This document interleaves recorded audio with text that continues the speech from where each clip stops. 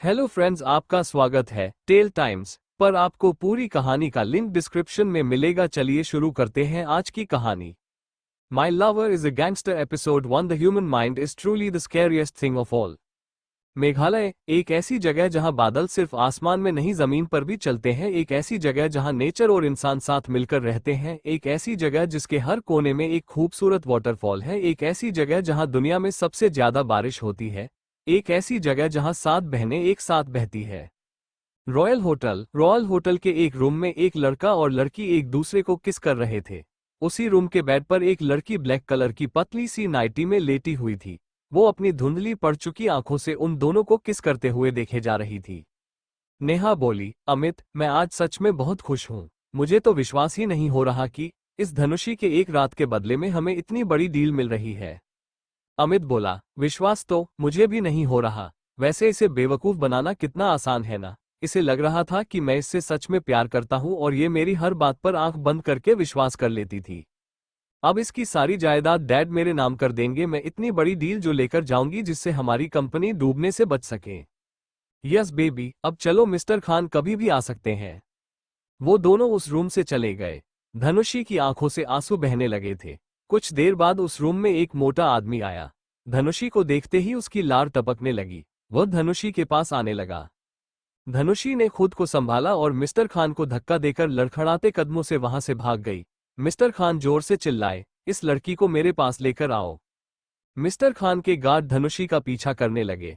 धनुषी को सब कुछ धुंधला दिखाई दे रहा था। वो दीवार का सहारा लेकर चल रही थी।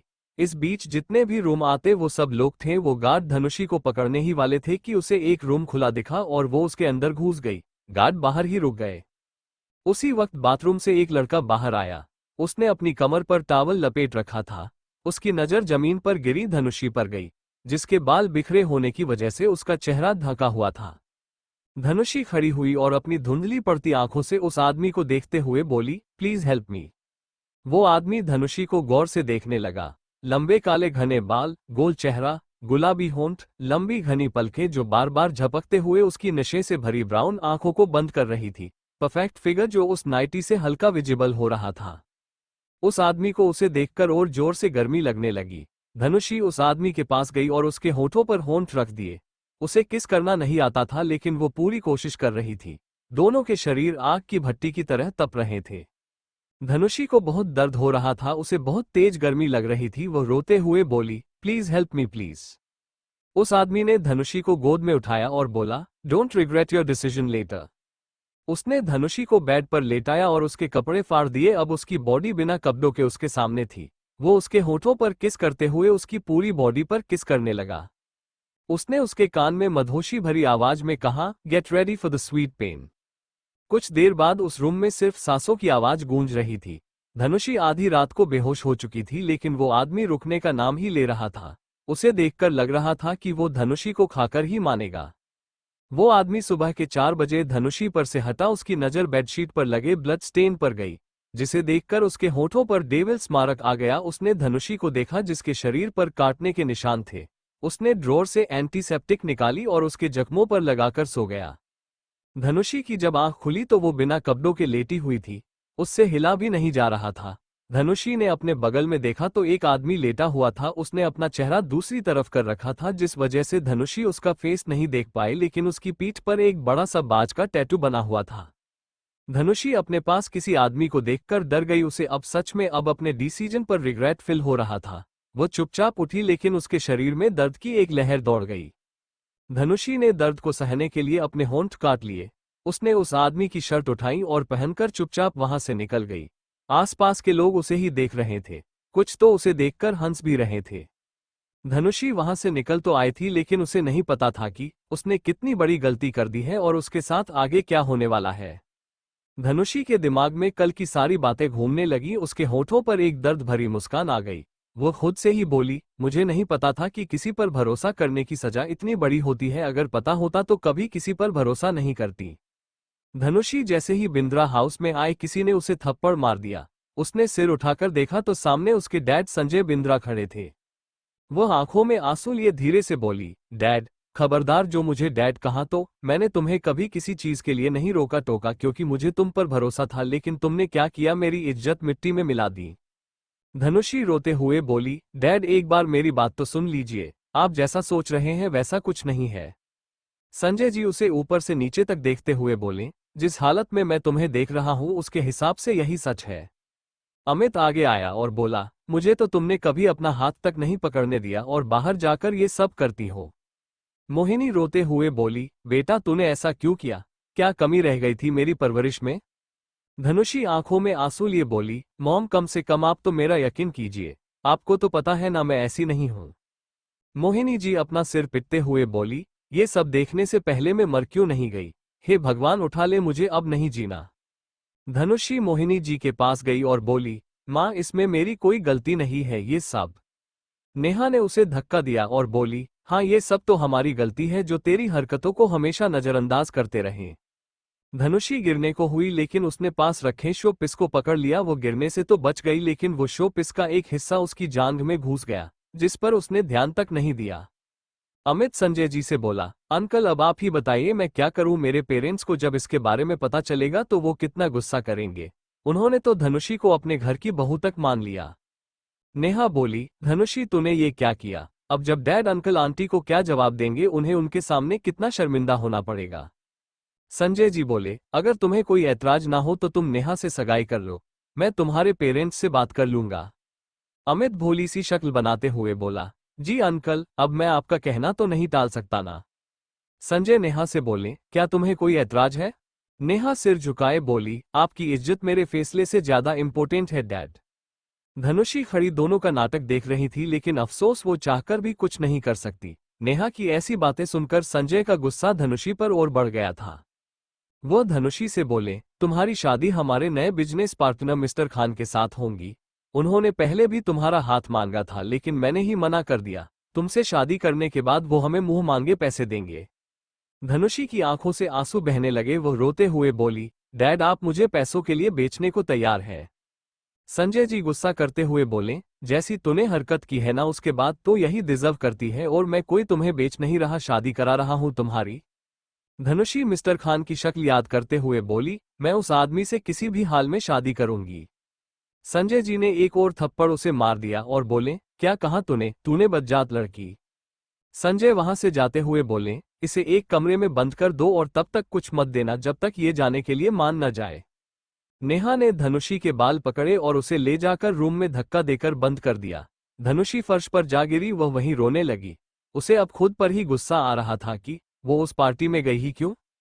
धनुषी बाथरूम में नहाने चली गई। उसने वो शर्ट निकाली और शीशे में खुद को देखने लगी। उसने पूरे शरीर पर काटने और खरोंचने के निशान थे। उसके होठों पर एक बार फिर कड़वी मुस्कान आ गई। धनुषी रोते रोते सो चुकी थी। उसकी आंखें तब खुली जब किसी ने उसके मुंह पर पानी डाला। धनुषी ने आंखें खोलकर देखा तो सामने नेहा खड़ी थी। नेहा एरोगेंस भरी आवाज में बोली, उठ जा और उठकर तैयार हो जा, तुझे मिस्टर खान के साथ डेट पर जाना है। धनुषी का एक गाल सूजा हुआ था और रोने की वजह से उसकी आंखें भी सूजी हुई थी। धनुषी का गला रोने की वजह से बैठ चुका था। वो मना करते हुए बोली, मैं कहीं नहीं जा रही। नेहा उसे पर हंसते हुए बोली, कल रात मिस्टर खान के साथ बिताने के बाद भी इतने नखरे, तुम्हारी हालत देखकर लगता है बुढ़े में अभी भी दम तो है, मुझे तो लगा था वो बीच में ही गिर जाएगा। नेहा को नहीं पता था कि धनुषी वहां से भाग गई थी। धनुषी खड़ी हुई और उसने नेहा को एक थप्पड़ मार दिया और बोली, तुम्हें ये सब करते हुए शर्म नहीं आए। कोई ऐसा तो अपने दुश्मन के साथ भी नहीं करता जैसा तूने मेरे साथ किया है। थोड़ी तो शर्म की होती, बहन हो तुम्हारी। नेहा अपने गाल पर हाथ रखते हुए बोली, बहन कैसी बहन, मुझसे पहले हर चीज तुझे मिली, जबकि बड़ी मैं हूं। अमित से प्यार में करती थी लेकिन वो मिला तुझे। तूने मुझे थप्पड़ मारकर अच्छा नहीं किया, अब देख मैं क्या करती हूं। नेहा रोते हुए बोली, मॉम डैड। संजय और मोहिनी भागते हुए आए। नेहा संजय के गले लगते हुए बोली, डैड इसने मुझे थप्पड़ मारा। संजय ने उसका दूसरा गाल भी सूजा दिया और बोले, शर्म के साथ मैनर्स भी बेच दिए क्या, भूल गई तुम्हारी बड़ी बहन है। धनुषी रोते हुए बोली, मुझे कहीं नहीं जाना प्लीज। मोहिनी जी रोते हुए वहां से अपने रूम में चली गई। धनुषी उनके पीछे गई। मोहिनी पंखे से लटकने वाली थी। उसने उन्हें रोका और नमः आंखों से बोली, मॉम आप ये क्या करने जा रही है। मोहिनी बोली, तो और करूं बेटा, ना मैं तेरी ऐसी हालत देख सकती हूँ और ना ही इस परिवार को सड़क पर आते। मोहिनी बोली, तो और करूँ बेटा, ना मैं तेरी ऐसी हालत देख सकती हूँ और ना ही इस परिवार को सड़क पर आते। धनुषी मोहिनी के गले लगते हुए बोली, मॉम प्लीज ऐसा मत करो, डैड जो भी कहेंगे मैं वो सब करूंगी। मोहिनी उसे रोकते हुए बोली, लेकिन बेटा, आप मेरी फिक्र मत कीजिए मॉम। धनुषी अपने रूम में चली गई। संजय बोले, मैं भी देखता हूं कि तुम कैसे नहीं जाती, तैयार करो इसे। नेहा ने जबरदस्ती धनुषी को तैयार किया, उसे एक रेड कलर की ड्रेस पहनाई जिसका गला बहुत ज्यादा डीप था। धनुषी को बहुत ज्यादा अनकंफर्टेबल फील हो रहा था, उसे इतने रिवीलिंग कपड़े पहनने की आदत नहीं थी। नेहा ने उसका मेकअप करके उसका सूजा हुआ चेहरा छुपा दिया और बोली, चल नीचे तेरे लिए गाड़ी खड़ी है। संजय ने जबरदस्ती धनुषी को कार में बैठाया। कार में बैठते ही एक हाथ उसकी जांघ पर आया जिससे वो डर गई। उसने अपने पास में देखा मिस्टर खान बैठा हुआ था। वो बोला, कल तो बचकर भाग गई थी लेकिन आज कैसे बचोगी? धनुषी ने मिस्टर खान का हाथ खुद से दूर किया और खुद एक कोने में बैठ गई। धनुषी को डरी हुई देख मिस्टर खान हंसने लगा। कार एक क्लब में आकर रुकी। मिस्टर खान धनुषी को जबरदस्ती पकड़कर बाहर निकला और उसे अंदर ले गया। वो एक प्राइवेट रूम में खड़ी थी, उसके सामने मिस्टर खान जैसे दो लोग और बैठे थे। धनुषी कैसे भी कर बस यहां से भाग जाना चाहती थी। मिस्टर खान बोले, अब तो हम तीनों के साथ मजे करेगी। वो तीनों खड़े हुए और धनुषी को घेर लिया। धनुषी रोते हुए बोली, प्लीज मुझे यहां से जाने दो, मैं आप लोगों के सामने हाथ जोड़ती हूँ, प्लीज जाने दो, मैंने आप सबका क्या बिगाड़ा है? मिस्टर खान उसे ऊपर से नीचे तक देखते हुए बोला, हाँ और कुछ बिगाड़ भी नहीं सकती क्योंकि बिगाड़ेंगे तो हम तेरा। रूम में एक वेटर शराब लेकर अंदर आया जिससे 1 मिनट के लिए सबका ध्यान उस पर चला गया। इस मौके का फायदा उठाकर धनुषी एक आदमी को धक्का देकर वहां से भाग गई। मिस्टर खान और एक आदमी धनुषी के पीछे भागने लगे। धनुषी भागते हुए किसी से टकरा गई जिस पर उसने ध्यान नहीं दिया और फिर से भागने लगी। वो भागते हुए वहां से निकल गई। धनुषी घर जाने की जगह अपने अपार्टमेंट में चली गई जहां वो अक्सर रहती थी। वो इतनी थक चुकी थी कि वह जाते ही बेड पर गिर गई। उसने टाइम देखा, रात के 1 बज चुके थे। उसने फोन साइड में रखा ही था कि उसके फोन में एक मैसेज आया। हे बेबी गर्ल यू टायर्ड। धनुषी ने अननोन नंबर देखकर मैसेज पहले तो डर गई लेकिन फिर उसे इग्नोर कर दिया। उसने आंखें बंद की ही थी कि एक और मैसेज आया। You are ignoring me, Dhanushi ने टाइप करते हुए लिखा। If you message me now I will give your number to the police so don't bother me anymore. Dhanushi ने फोन रखा और फिर से सोने की कोशिश करने लगी लेकिन तभी फिर से फोन बजा। Oh, give it to me who is stopping you by the way you are looking very sexy in this dress। धनुषी फिर से टाइप किया, स्टॉप बॉदरिंग मी और else it won't be good for you. उसी वक्त एक और message आया, by the way your room is very nice, your choices are different from other girls. अब धनुषी को डर लगने लगा था। वो रूम में चारों तरफ देखने लगी कि कहीं कोई कैमरा तो नहीं लगा। Oh baby girl stop looking around the room, there are no cameras in there. Dhanushi ने फोन उठाया और टाइप किया, who are you and what do you want from me. Dhanushi के मैसेज भेजते ही मैसेज आया, you will soon know who I am and I want you to be mine. Dhanushi ने phone silent करके साइड में रख दिया और कंबल ओढ़कर सोने की कोशिश करने लगी। 1 मिनट बाद पूरे अपार्टमेंट में किसी के विशलन की आवाज आने लगी। धनुषी ने अपनी कंबल कसकर पकड़ ली। वो हिम्मत करके खड़ी हुई। उसके माथे पर पसीने की बूंदें दिखने लगी। धनुषी रूम में बाहर निकली और डरते हुए बोली, कौन है? देखो जो कोई भी है यहां से चले जाओ, मुझे परेशान करना बंद करो।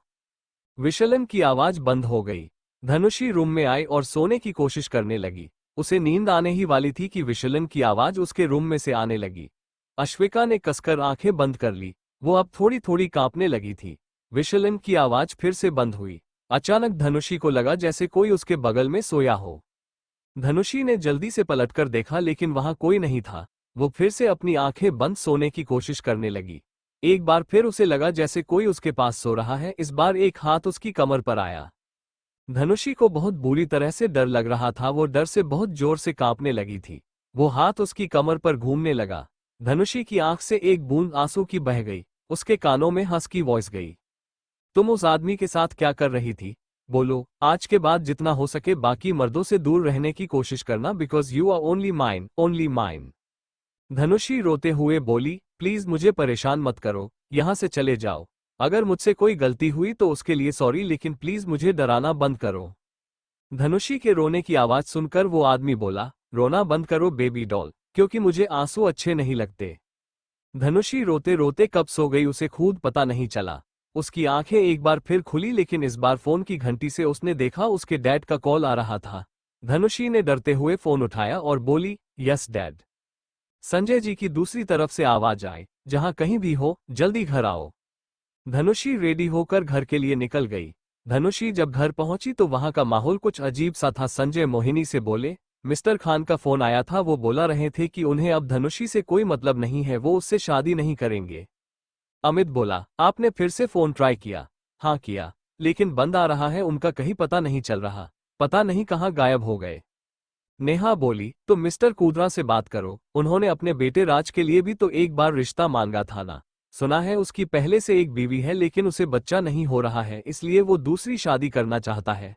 वैसे भी आपकी बेटी आजकल ऐसे ही तो काम कर रही है। धनुषी ने जब सुना कि मिस्टर खान गायब हो गया तो उसे कल वाले इंसान की याद आ गई। वो मन में डरते हुए बोली, कहीं ये सब उसने तो नहीं किया ना, लेकिन ऐसा कैसे हो सकता है? नेहा बोली, मैं मिली हूं उससे, वो बहुत अच्छा लड़का है। अब जब नेहा ने उसकी तारीफ कर दी तो आप लोग समझ सकते हैं कि वो कितना अच्छा होगा। नेहा उठते हुए बोली, मैं बात करके आती हूँ। नेहा ने अपना फोन लेकर साइड में चली गई। संजय धनुषी के पास गया और उस पर चिल्लाते हुए बोला, अब तुमने ऐसा क्या किया कि मिस्टर खान ने तुमसे शादी करने को मना कर दिया? क्या तुम मुझे सड़क पर देखना चाहती हो? तुम तो कल रात मिस्टर खान के साथ थी ना, तुम्हें तो पता ही होगा कि वो कहाँ है। धनुषी अपना सिर झुकाए बोली, मुझे उसके बारे में कुछ नहीं पता। नेहा आई और बोली, उनका बेटा राज गोल्फ क्लब जा रहा है, वो इससे वहीं मिलेगा। अमित धीरे से बोला, अगर ये वहां ना गई तो? संजय बोली, तो तुम दोनों भी जाओ, क्या पता हमें कुछ फायदा ही हो जाए, और इसी बहाने तुम दोनों साथ में कुछ वक्त भी बिता लोगे। नेहा भी इस बात से एग्री करते हुए बोली, डैड सही बोल रहे हैं, हम दोनों भी चलते हैं। धनुषी संजय के कहने पर तैयार होने चली गई। उसने व्हाइट कलर की अनारकली सूट पहना, गले में चेन, हाथों में चूड़ियां, माथे पर ब्लैक कलर की बिंदी, कानों में झुमके। धनुषी जब नीचे आई तो नेहा मुंह बनाते हुए बोली, आ गई बहन जी अपने असली रूप में। धनुषी अधिकतर ऐसे ही कपड़े पहनती थी या फिर जीन्स टॉप, ऐसा नहीं था कि उसे वेस्टर्न कपड़े पहनना अच्छा नहीं लगता था, उसे बस एथेनिक कपड़े अच्छे लगते थे। वो सब गोल्फ क्लब के लिए निकल गए। धनुषी जैसे ही क्लब में एंटर हुई वैसे ही सब उसे अजीब नजरों से देखने लगे। अमित नेहा के हाथ में हाथ डालकर चल रही थी, जैसे धनुषी को दिखा रही हो कि अमित अब उसका है। लेकिन धनुषी उन दोनों पर ध्यान देने की बजाय ये सोच रही थी कि वो यहां से बचकर कैसे जाएं। गोल्फ का मैदान बहुत बड़ा था, मैदान में हल्की घास उगी हुई थी, सब लोग गोल्फ की ड्रेस पहने हुए थे। राज नेहा को देखते ही उसके पास आया और उसके हाथ पर किस करते हुए बोला, हे नेहा कैसी हो? नेहा ने बड़ी अदा से बोली, मैं ठीक हूँ राज, तुम कैसे हो? नेहा तिरछी नजरों से धनुषी को देखने लगी जो उस मैदान को देख रही थी। राज ने धनुषी को देखा और बोला, तुम हो धनुषी, तुम्हें मुझे इम्प्रेस करने के लिए इतने कपड़े पहनकर आने की जरूरत नहीं थी, अगर कम पहनकर आती तो शायद इम्प्रेस हो जाता। राज बोला, जाओ गोल्फ ड्रेस पहनकर आओ। वो तीनों ड्रेस चेंज करने चले गए। कुछ देर बाद तीनों बाहर आए। राज ने धनुषी को ऊपर से नीचे तक देखा और बोला, तुम्हारा फिगर तो कमाल का है। धनुषी की तारीफ सुनकर नेहा के तन बदन में जैसे आग सी लग गई। धनुषी की नजर सामने गई। राज धनुषी को लेकर गया, वो चारों गोल्फ खेलने लगे। धनुषी गोल्फ अच्छा खेल रही थी, जिससे सब लोग उसकी तारीफ कर रहे थे और उसकी तारीफ नेहा के कानों में सुई की तरह चुभ रही थी। नेहा का नंबर आते ही उसने गोल्फ को इतनी तेज मारा कि वो धनुषी की तरफ जाने लगा। नेहा के होठों पर मुस्कान आ गई, लेकिन वो उतनी ही जल्दी चली भी गई जब उसने देखा कि धनुषी अपनी जगह से हट गई है। नेहा बेचारी बनते हुए बोली, आई एम सॉरी धनुषी, मैंने जानबूझकर नहीं किया, गलती से हो गया, मैं पहली बार खेल रही हूं ना। एक आदमी बोला, ये लड़की कितनी हम्बल है ना, इसे अपनी बहन की कितनी फिक्र है, लगता है दोनों बहनों में बहुत प्यार है। नेहा अपनी तारीफ सुनकर खुश हो गई। राज धनुषी के पास आया और उसकी कमर पर हाथ रखते हुए बोला, तुम ठीक तो हो ना? धनुषी उससे दूर होकर बोली, मैं बिल्कुल ठीक हूँ।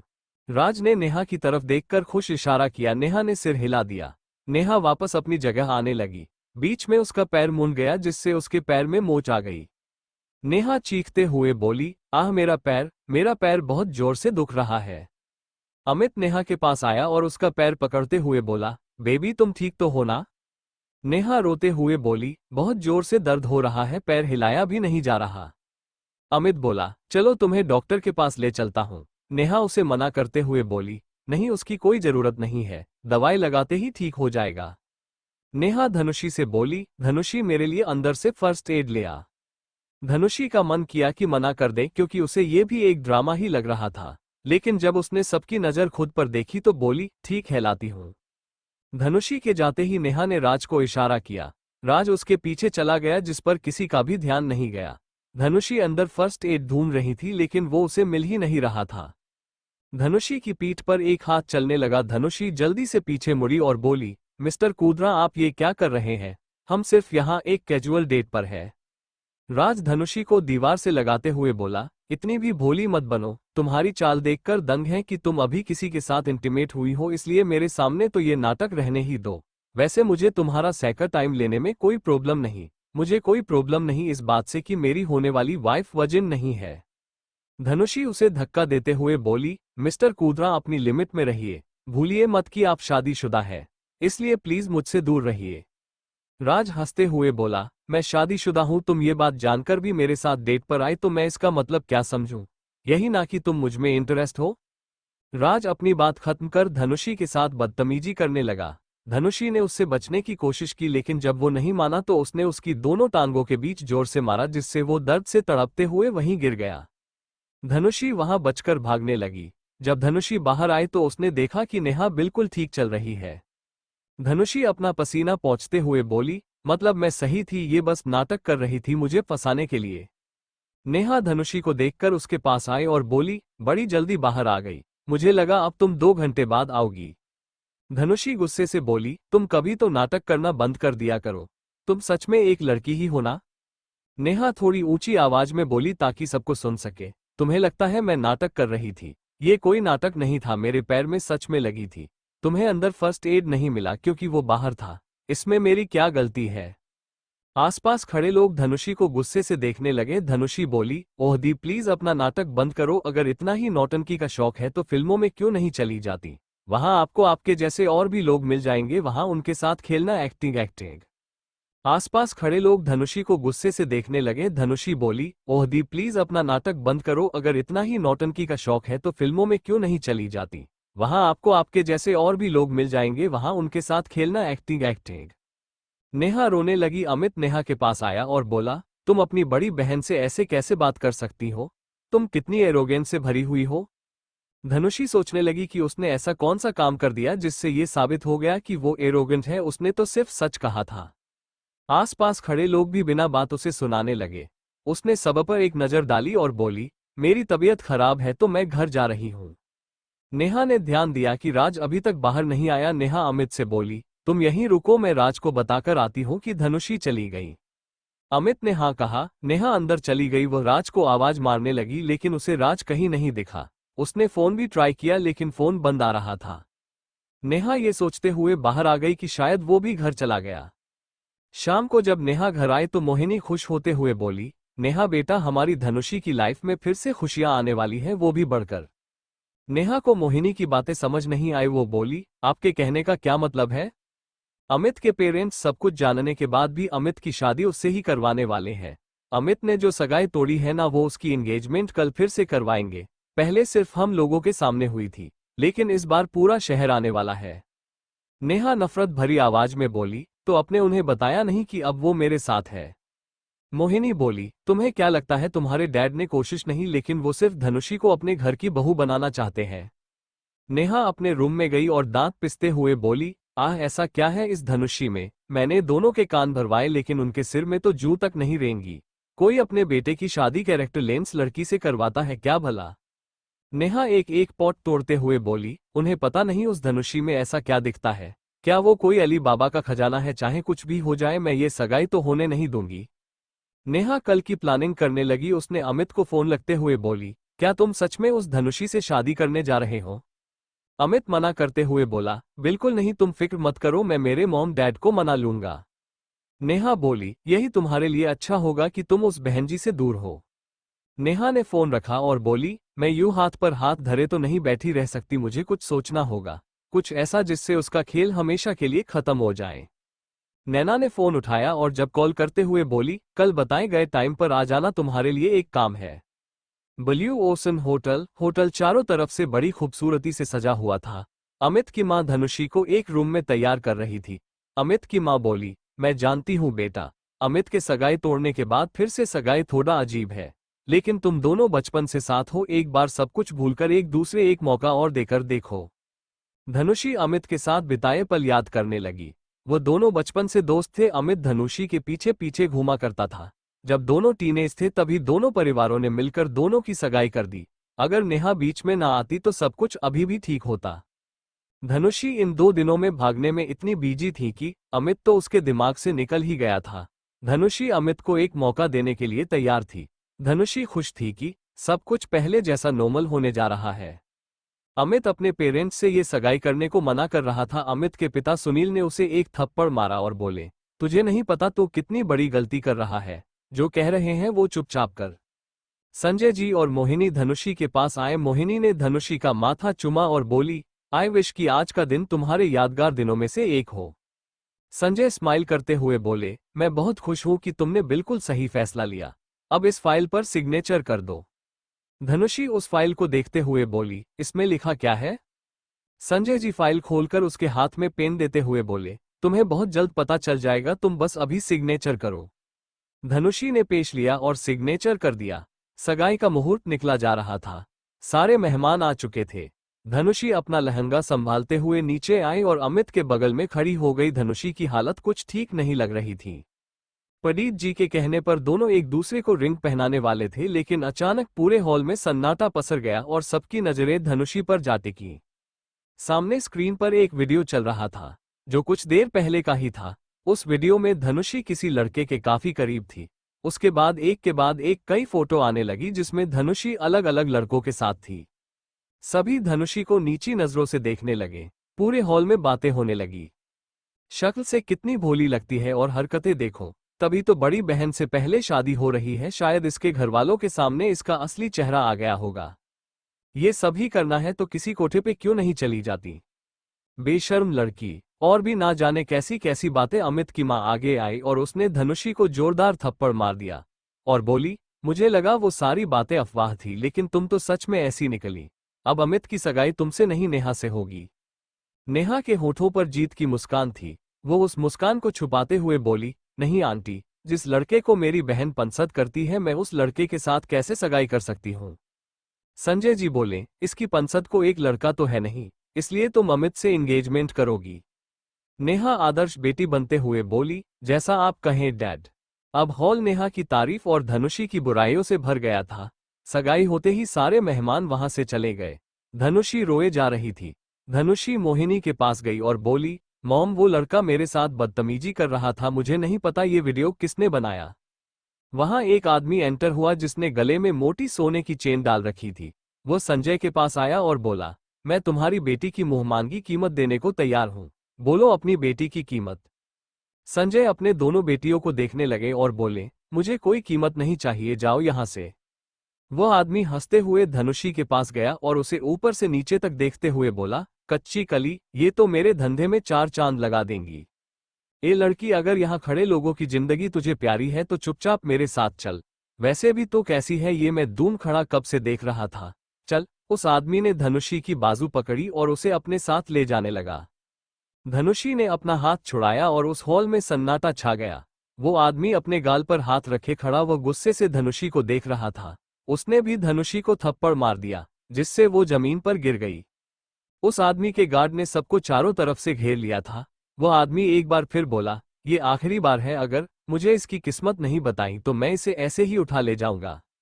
मोहिनी जी बोली, छोड़ मेरी बेटी को कमीने, ये कोई कीमत लगाने की चीज नहीं है। उसने अपने आदमियों को इशारा किया जिससे वो सब उन लोगों को मारने लगे। धनुषी उन सबको बचाने के लिए उनके पास जाने लगी, लेकिन उस आदमी ने उसका हाथ पकड़ लिया और बोला, ओ मैडम, अपना ये खूबसूरत चेहरा बर्बाद कर लोगी तो मैं पैसे कैसे कमाऊंगा। धनुषी उसके आगे हाथ जोड़ते हुए बोली, प्लीज मेरी फैमिली को छोड़ दो, तुम जो कहोगे मैं वो करोगी। मोहिनी बोली, बेटा भाग जा यहाँ से, हमें कुछ नहीं होगा। मोहिनी का साथ देते हुए संजय बोला, हाँ बेटा भाग जा। धनुषी अपनी फैमिली को छोड़कर नहीं जा सकती थी, लेकिन मोहिनी और संजय के बार बार कहने पर वह भागने लगी, लेकिन शायद तब तक बहुत देर है चुकी थी, क्योंकि उसकी गर्दन पर एक इंजेक्शन थी। धनुषी का सिर चकराने लगा। वो उसे इतनी तेज गर्मी लगने की वो अपने कपड़े उतारने को भी तैयार हो गई। धनुषी ने खुद को बहुत मुश्किल से रोका और वहां से भागने की कोशिश करने लगी, लेकिन वो 2 कदम चलती और गिर जाती। उसे दूर टेबल पर एक पानी दिखा जिसे देखकर उसका गला सूखने लगा। वो रेंगते हुए वहां गई, उसने पानी का जग उठाया लेकिन सारा पानी उसके मुंह पर गिर गया। वो आदमी हंसते हुए धनुषी की तरफ बढ़ने लगा और बोला, जब मैं तुझे अपने बॉस के पास लेकर जाऊंगा ना तो वो बहुत खुश हो जाएंगे। धनुषी को कैसे भी कर खुद को इस आदमी से बचाना था। उसने नीचे पड़ा कांच उठाया और अपने हाथ में चुभा लिया, जिससे उसके शरीर में दर्द की लहर दौड़ गई। धनुषी को सब कुछ साफ साफ दिखने लगा था। वह उठी और वहां से भागने लगी। वो आदमी पीछे से बोला, पूरा होटल चारों तरफ से बंद है, कहाँ भागोगी? ये तो धनुषी को भी नहीं पता था, वो बस भागना चाहती थी। वो ऊपर की तरफ भागने लगी। वो एक रूम में घुसी जो स्टोर रूम था। धनुषी का इस बीच बहुत खून बह चुका था, इसलिए उसे कमजोरी के चलते चक्कर आने लगा। वो वहीं गिर गई। बेहोश होने से पहले कोई उसे अपनी तरफ आता हुआ दिखा। धनुषी ने अब सब कुछ किस्मत के भरोसे छोड़ दिया। वो एक रूम में घुसी जो स्टोर रूम था। धनुषी का इस बीच बहुत खून बह चुका था, इसलिए उसे कमजोरी के चलते चक्कर आने लगा। वो वहीं गिर गई। बेहोश होने से पहले कोई उसे अपनी तरफ आता हुआ दिखा। धनुषी ने अब सब कुछ किस्मत के भरोसे छोड़ दिया। एक आदमी पंचिंग बैग पर लगातार मारे जा रहा था। उसके हाथ पर सफेद पट्टी बंधी थी। उसकी पूरी बॉडी पसीने से भीगी हुई थी। उसकी पीठ पर ठीक वैसा ही टैटू था जैसा धनुषी ने देखा था। रक्षित अंदर आया और डरते हुए बोला, बॉस, आपने जो इन्फॉर्मेशन मंगाई थी वो सब ले आया। रक्षित के बोलने के बाद भी वो आदमी रुकने का नाम नहीं ले रहा था। रक्षित की नजर उस आदमी के हाथ पर बंधी पट्टी पर गई, जो सफेद से लाल हो चुकी थी। रक्षित को इतना तो पता था कि ये खून उसके बॉस का तो नहीं है। उसने पंचिंग बैग को देखा, वो भी खून से सना हुआ था। उस आदमी ने अपना आखिरी पंच पंचिंग बैग पर मारा, जिससे वो पंचिंग बैग नीचे गिरकर फट गया, जिसमें से एक आदमी बाहर निकला जो शायद अब तक मर चुका था। वह आदमी मुड़ा, एक 28 साल का पसीने से भीगी बॉडी जिस पर 6 पैक एब्स थे। इस वक्त वह कामदेव का अवतार लग रहा था।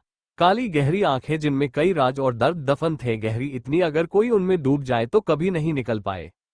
परफेक्ट जो लाइन, हल्की बियर्ड, कंधे तक आते पसीने से बिखरे बाल, मस्क्यूलर बॉडी, गोरा रंग, और इतना स्ट्रांग कि कोई नजरें उठाने तक की हिम्मत ना करे। उसका हैंडसम मगर एक प्रेसन लेंस चेहरा किसी को भी अपनी तरफ अट्रैक्ट कर ले। वो इस किसी माफिया की तरह लग रहा था। ये है एशिया का सबसे बड़ा बिजनेसमैन और माफिया आग्नेय आर्यन, जिसे Asia the God of death के नाम से जानती है। आर्यन इंटरनेशनल का सीईओ, जिसके नाम से पूरा मेघालय शहर उठता है। आग्नेय का नाम ही उसकी पहचान है, जो उसके काम और पर्सनालिटी पर बिल्कुल ठीक बैठता है। आग्नेय गुस्से में पूरा मेघालय जलाने की हिम्मत और ताकत रखता है। आग्नेय अपने हाथों पर बंधी पट्टी खोलते हुए बोला, इसे काल के आगे डाल दो। रक्षित सिर झुकाकर बोला, जी सर। वो वहां से रूम में चला गया। रक्षित उस आदमी की हालत देखते हुए बोला, बेचारा, ना बॉस को ड्रग्स देता, ना इतने दिनों से टॉर्चर सहता और ना ही यहां मरकर किसी का लंच बनता। भगवान इसकी आत्मा को शांति दे। आग्नेय बाथरूम में शीशे के सामने खड़ा था। उसकी नजर अपने चेस्ट पर गई जहां खरोंचने के निशान थे। वो उन निशान पर हाथ रखते हुए सर्द आवाज में बोला, तुमने भागकर बिल्कुल ठीक नहीं किया, स्वीट हार्ट। आग्नेय शावर लेने लगा। उसने अपनी आंखें बंद कर रखी थी। उसकी आंखों के सामने धनुषी का फेस आ रहा था। उसके होठों पर एक अजीब सी स्माइल आ गई। धनुषी की आंखें एक झटके के साथ खुली। उसने अपने आसपास देखा तो वो मशीनों से घिरी हुई थी। वो इस वक्त हॉस्पिटल में थी, लेकिन उसे समझ नहीं आया कि उसे बचाया किसने। उसके दिमाग में उसके साथ जो हुआ वो किसी फिल्म की तरह चलने लगा। उसे तो इस बात पर भरोसा ही नहीं हो रहा था। वो खड़ी हुई और वहां से निकल गई। धनुषी को कुछ दूर जाते ही चक्कर आने लगे थे। उसे सब कुछ घूमता हुआ महसूस हो रहा था। धनुषी सड़क के बीचों बीच चल रही थी। वो चलते सड़क के बीच में आ गई और एक कार के ऊपर गिर गई। कार की स्पीड कम थी, जिसके कारण उसे चोट नहीं आई थी। कार में से एक हट्टा कट्टा आदमी बाहर निकला। उसने धनुषी को गोद में उठाया और कार में बैठ गया। एक बार फिर धनुषी की आंख उसी वार्ड में खुली। रूम में एक नर्स आई और बोली, मैम आप ठीक तो है ना? धनुषी उठते हुए बोली, मैं यहाँ कैसे हूँ? मुझे बचाया किसने? नर्स बोली, आपको पहले कोई बुजुर्ग लेकर आए और इस बार द गॉड ऑफ डेथ। धनुषी खुद पर और अपने हालातों पर हंसते हुए बोली, मुझे नहीं पता था कि मेरी जान इतनी कीमती है कि खुद मौत के देवता को मुझे बचाने आना पड़ा। लगता है मैं उनका फेवरेट खिलौना हूँ। धनुषी को पहले होटल का एक स्टाफ लेकर आया था और इस बार आग्नेय आर्यन। नर्स उसे बैठाते हुए बोली, प्लीज मैम आप आराम कीजिए, आपको अभी होश आया है। आप इस तरह से हॉस्पिटल से नहीं भाग सकती। धनुषी के दिमाग में एक बार फिर पिछले दिनों की बातें चलने लगी। कुछ देर बाद उसके कानों में जूते की आवाज आई। उसने सिर उठाकर देखा तो सामने एक handsome devil black coat pant में खड़ा था। उसने अपने आधे बाल बांध रखे थे, जिसमें से बालों की दो लटें उसके माथे पर आ रही थी। वह हद से ज्यादा चार्मिंग और हॉट लग रहा था। धनुषी की नजरें आग्नेय की नजरों से जा मिली। धनुषी ने घबराकर अपनी नजरें फेर ली। धनुषी घबराते हुए बोली, थैंक्स मुझे बचाने के लिए। नस बाहर चली गई। आग्नेय धीमे कदमों से अंदर आया। धनुषी आग्नेय की प्रेजेंस से घबराने लगी थी। उसने अपने हाथों की मुट्ठी बना ली और सिर झुका लिया। आग्नेय बिल्कुल उसके करीब आ चुका था। उसने सिर झुकाकर अपने सामने खड़ी लड़की को देखा जो उसके सामने बच्ची लग रही थी। आग्नेय ने उसे पकड़कर बैठा दिया। धनुषी नीचे उतरने को हुई। आग्नेय बोला, सोचना भी मत। आग्नेय बोला, तुम भागी क्यों? क्योंकि मुझे हॉस्पिटल में नहीं रहना था, धनुषी ने जवाब दिया। आग्नेय कोल्डनेस भरे लहजे में बोला, सीरियसली तुम्हें लगता है कि मैं अब की बात कर रहा हूं? धनुषी घबराते हुए बोली, आपके कहने का मतलब क्या है? धनुषी भगवान से प्रार्थना करने लगी कि वो जैसा सोच रही हैं वैसा बिल्कुल ना हो। आग्नेय बोला, लगता है तुम्हारी आईसाइट कमजोर है, तुम्हें इलाज की जरूरत है। धनुषी खड़ी हुई और बोली, मेरी आंखें बिल्कुल ठीक है, मैंने आपको आज पहली बार देखा है। मेरे साथ एक रात बिताने के बाद तुम मुझे पहचानने से मना कर रही हो? आग्नेय धनुषी के कान में फूंक मारते हुए बोला, जिससे उसके शरीर में एक सिरहन सी दौड़ गई। वह अपनी किस्मत को कोस रही थी।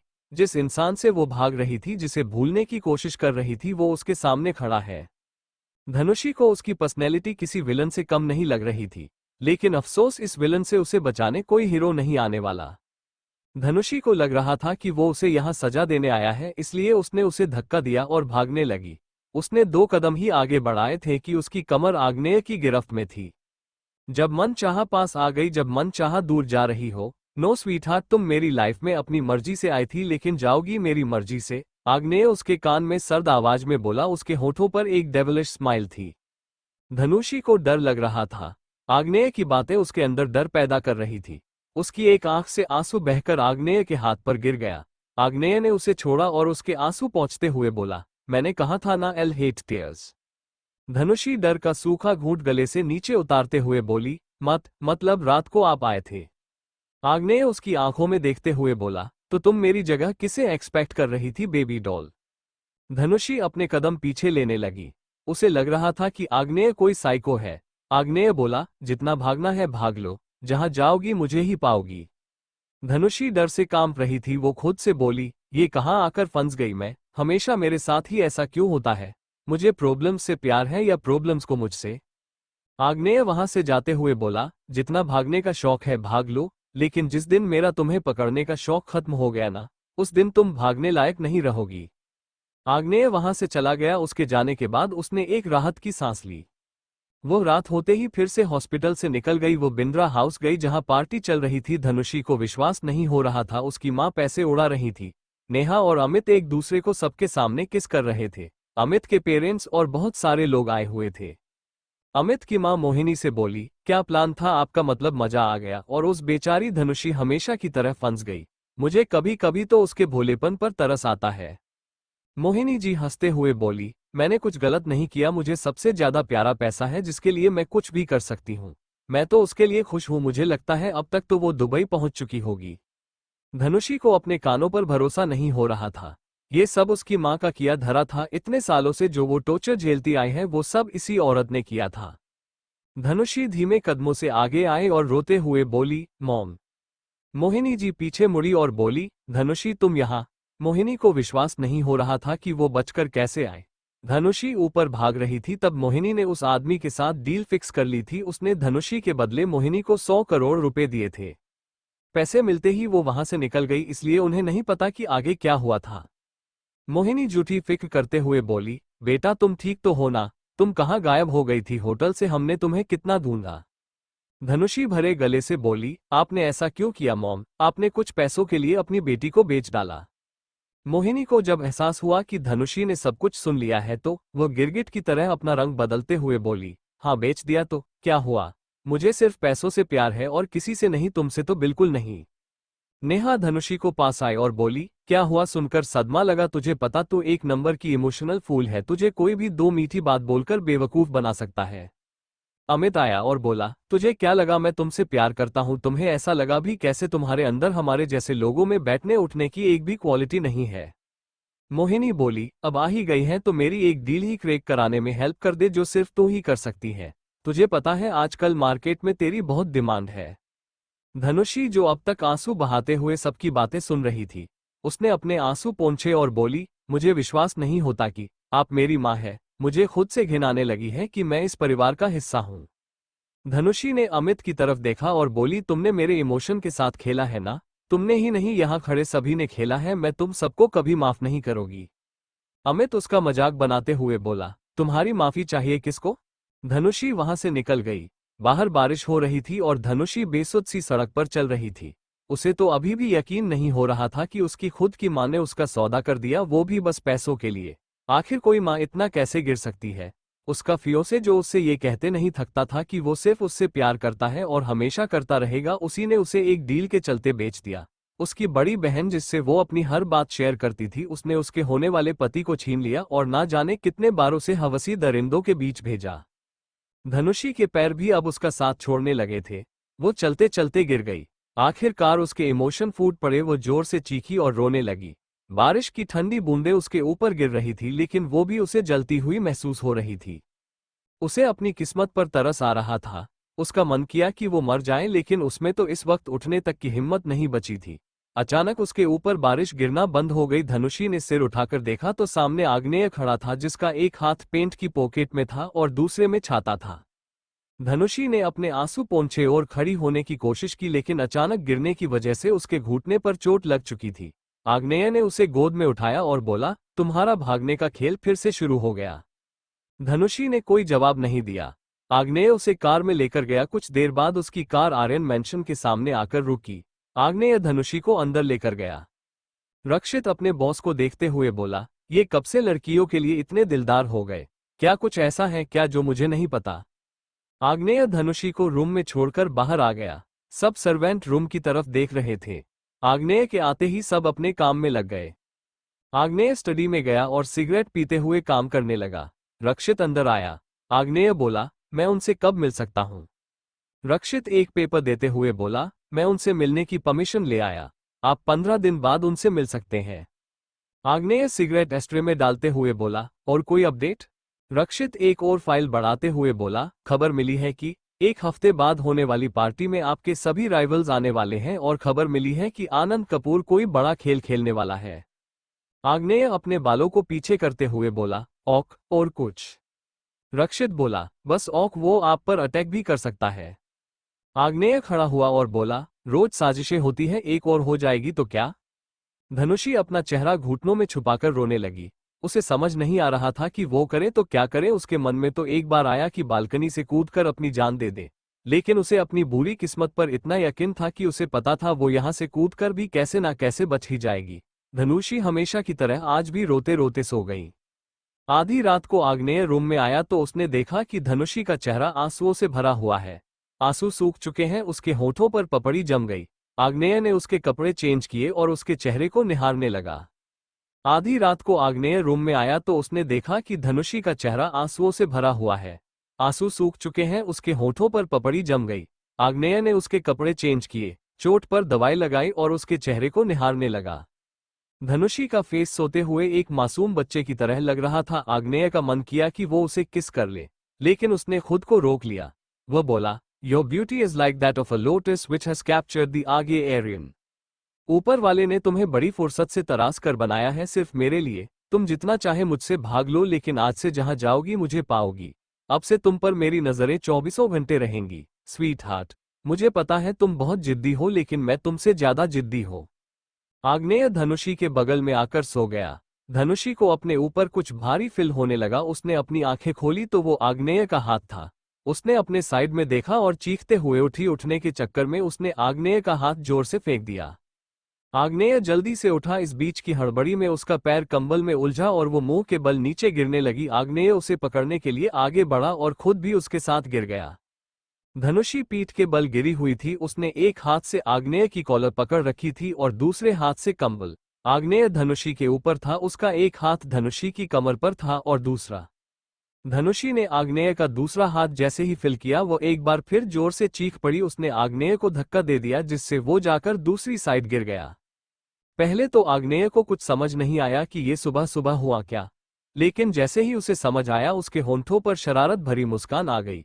वह धनुषी को छेड़ते हुए बोला, तुम चीखी क्यों? धनुषी पहले तो आग्नेय को घूरने लगी। उसकी नजर जैसे ही अपने कपड़ों पर गई तो वो खुद को कंबल से कवर करते हुए बोली, मेरे कपड़े किसने बदले? धनुषी ने आग्नेय की व्हाइट कलर की शर्ट पहन रखी थी। आग्नेय अपने एक हाथ के सहारे जमीन पर लेट गया और बोला, तुम्हें मेरे अलावा कोई दिख रहा है क्या यहाँ?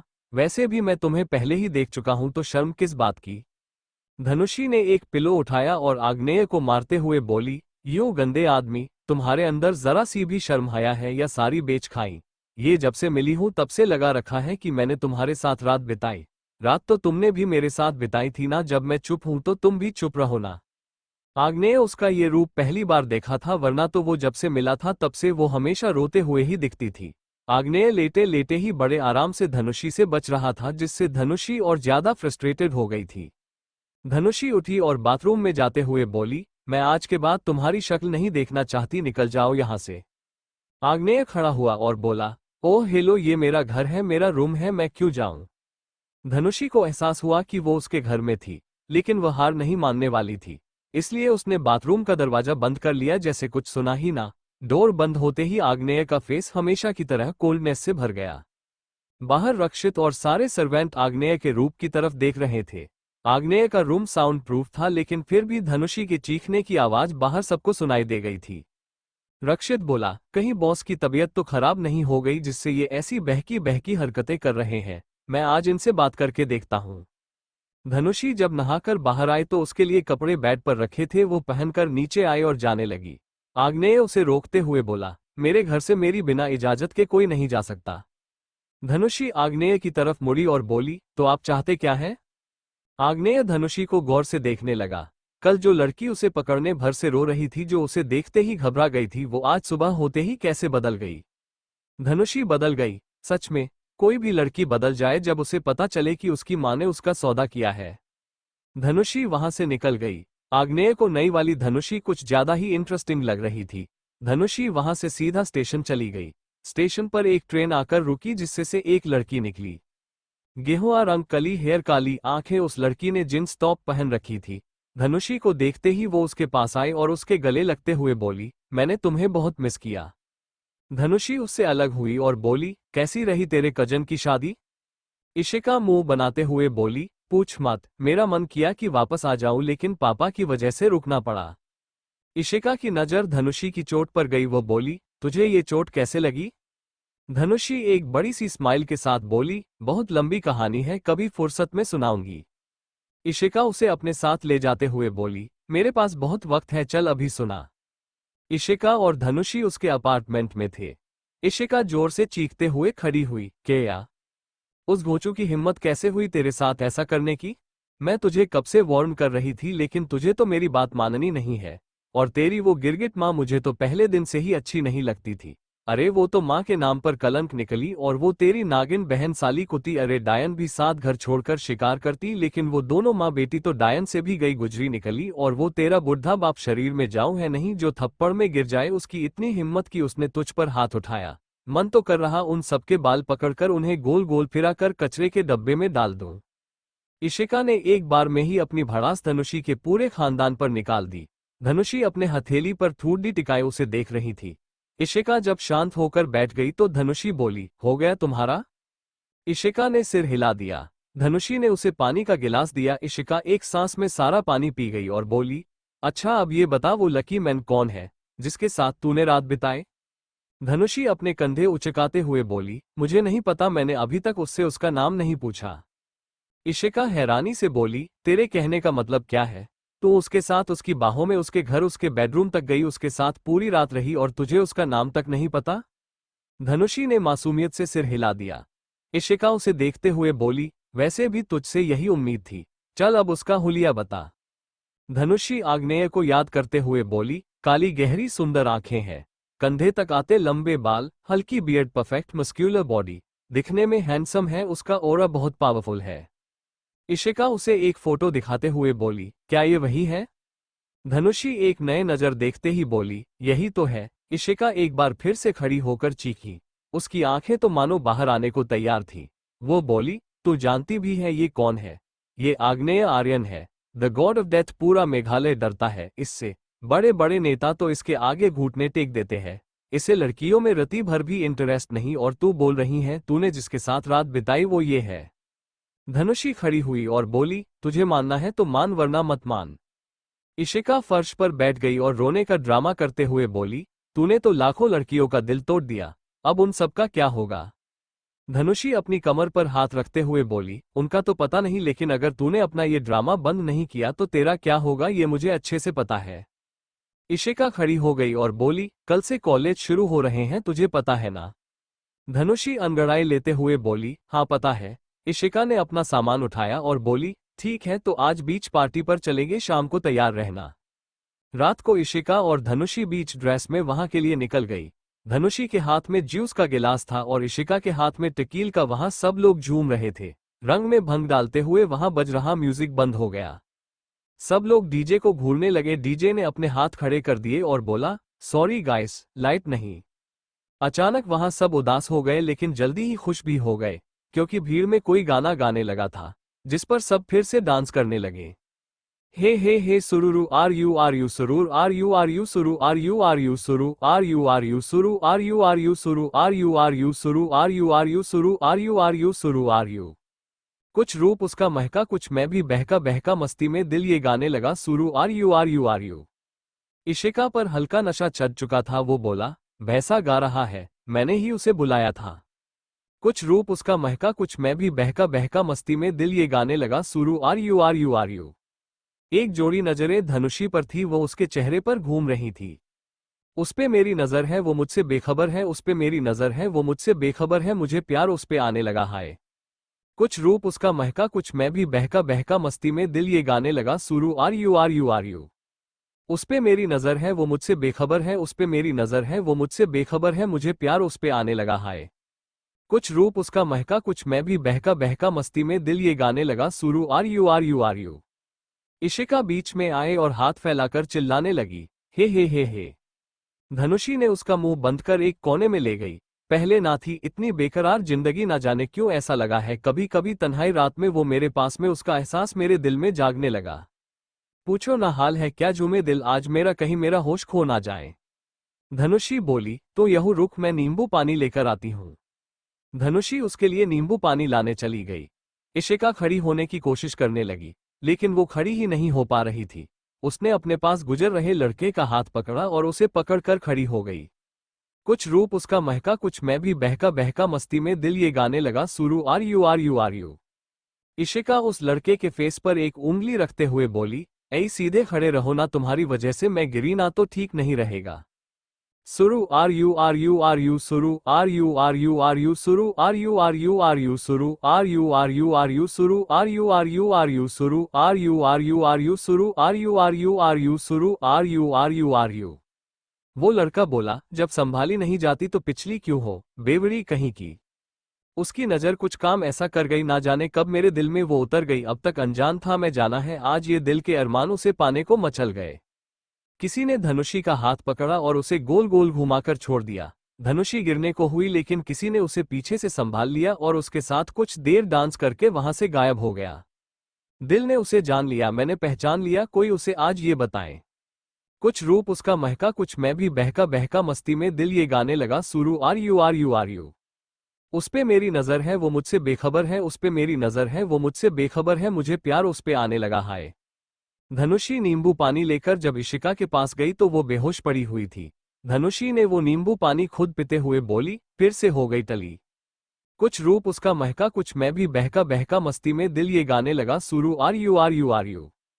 कुछ रूप उसका महका, कुछ मैं भी बहका बहका मस्ती में दिल, ये गाने लगा सुरु आर यू। हे ही वाई। अगले दिन जब इशिका की आंख खुली तो वो घर पर थी। उसने अपनी आंखें खोली और फिर से आंखें बंद करके सो गई। 5 मिनट बाद वो चीखते हुए उठी।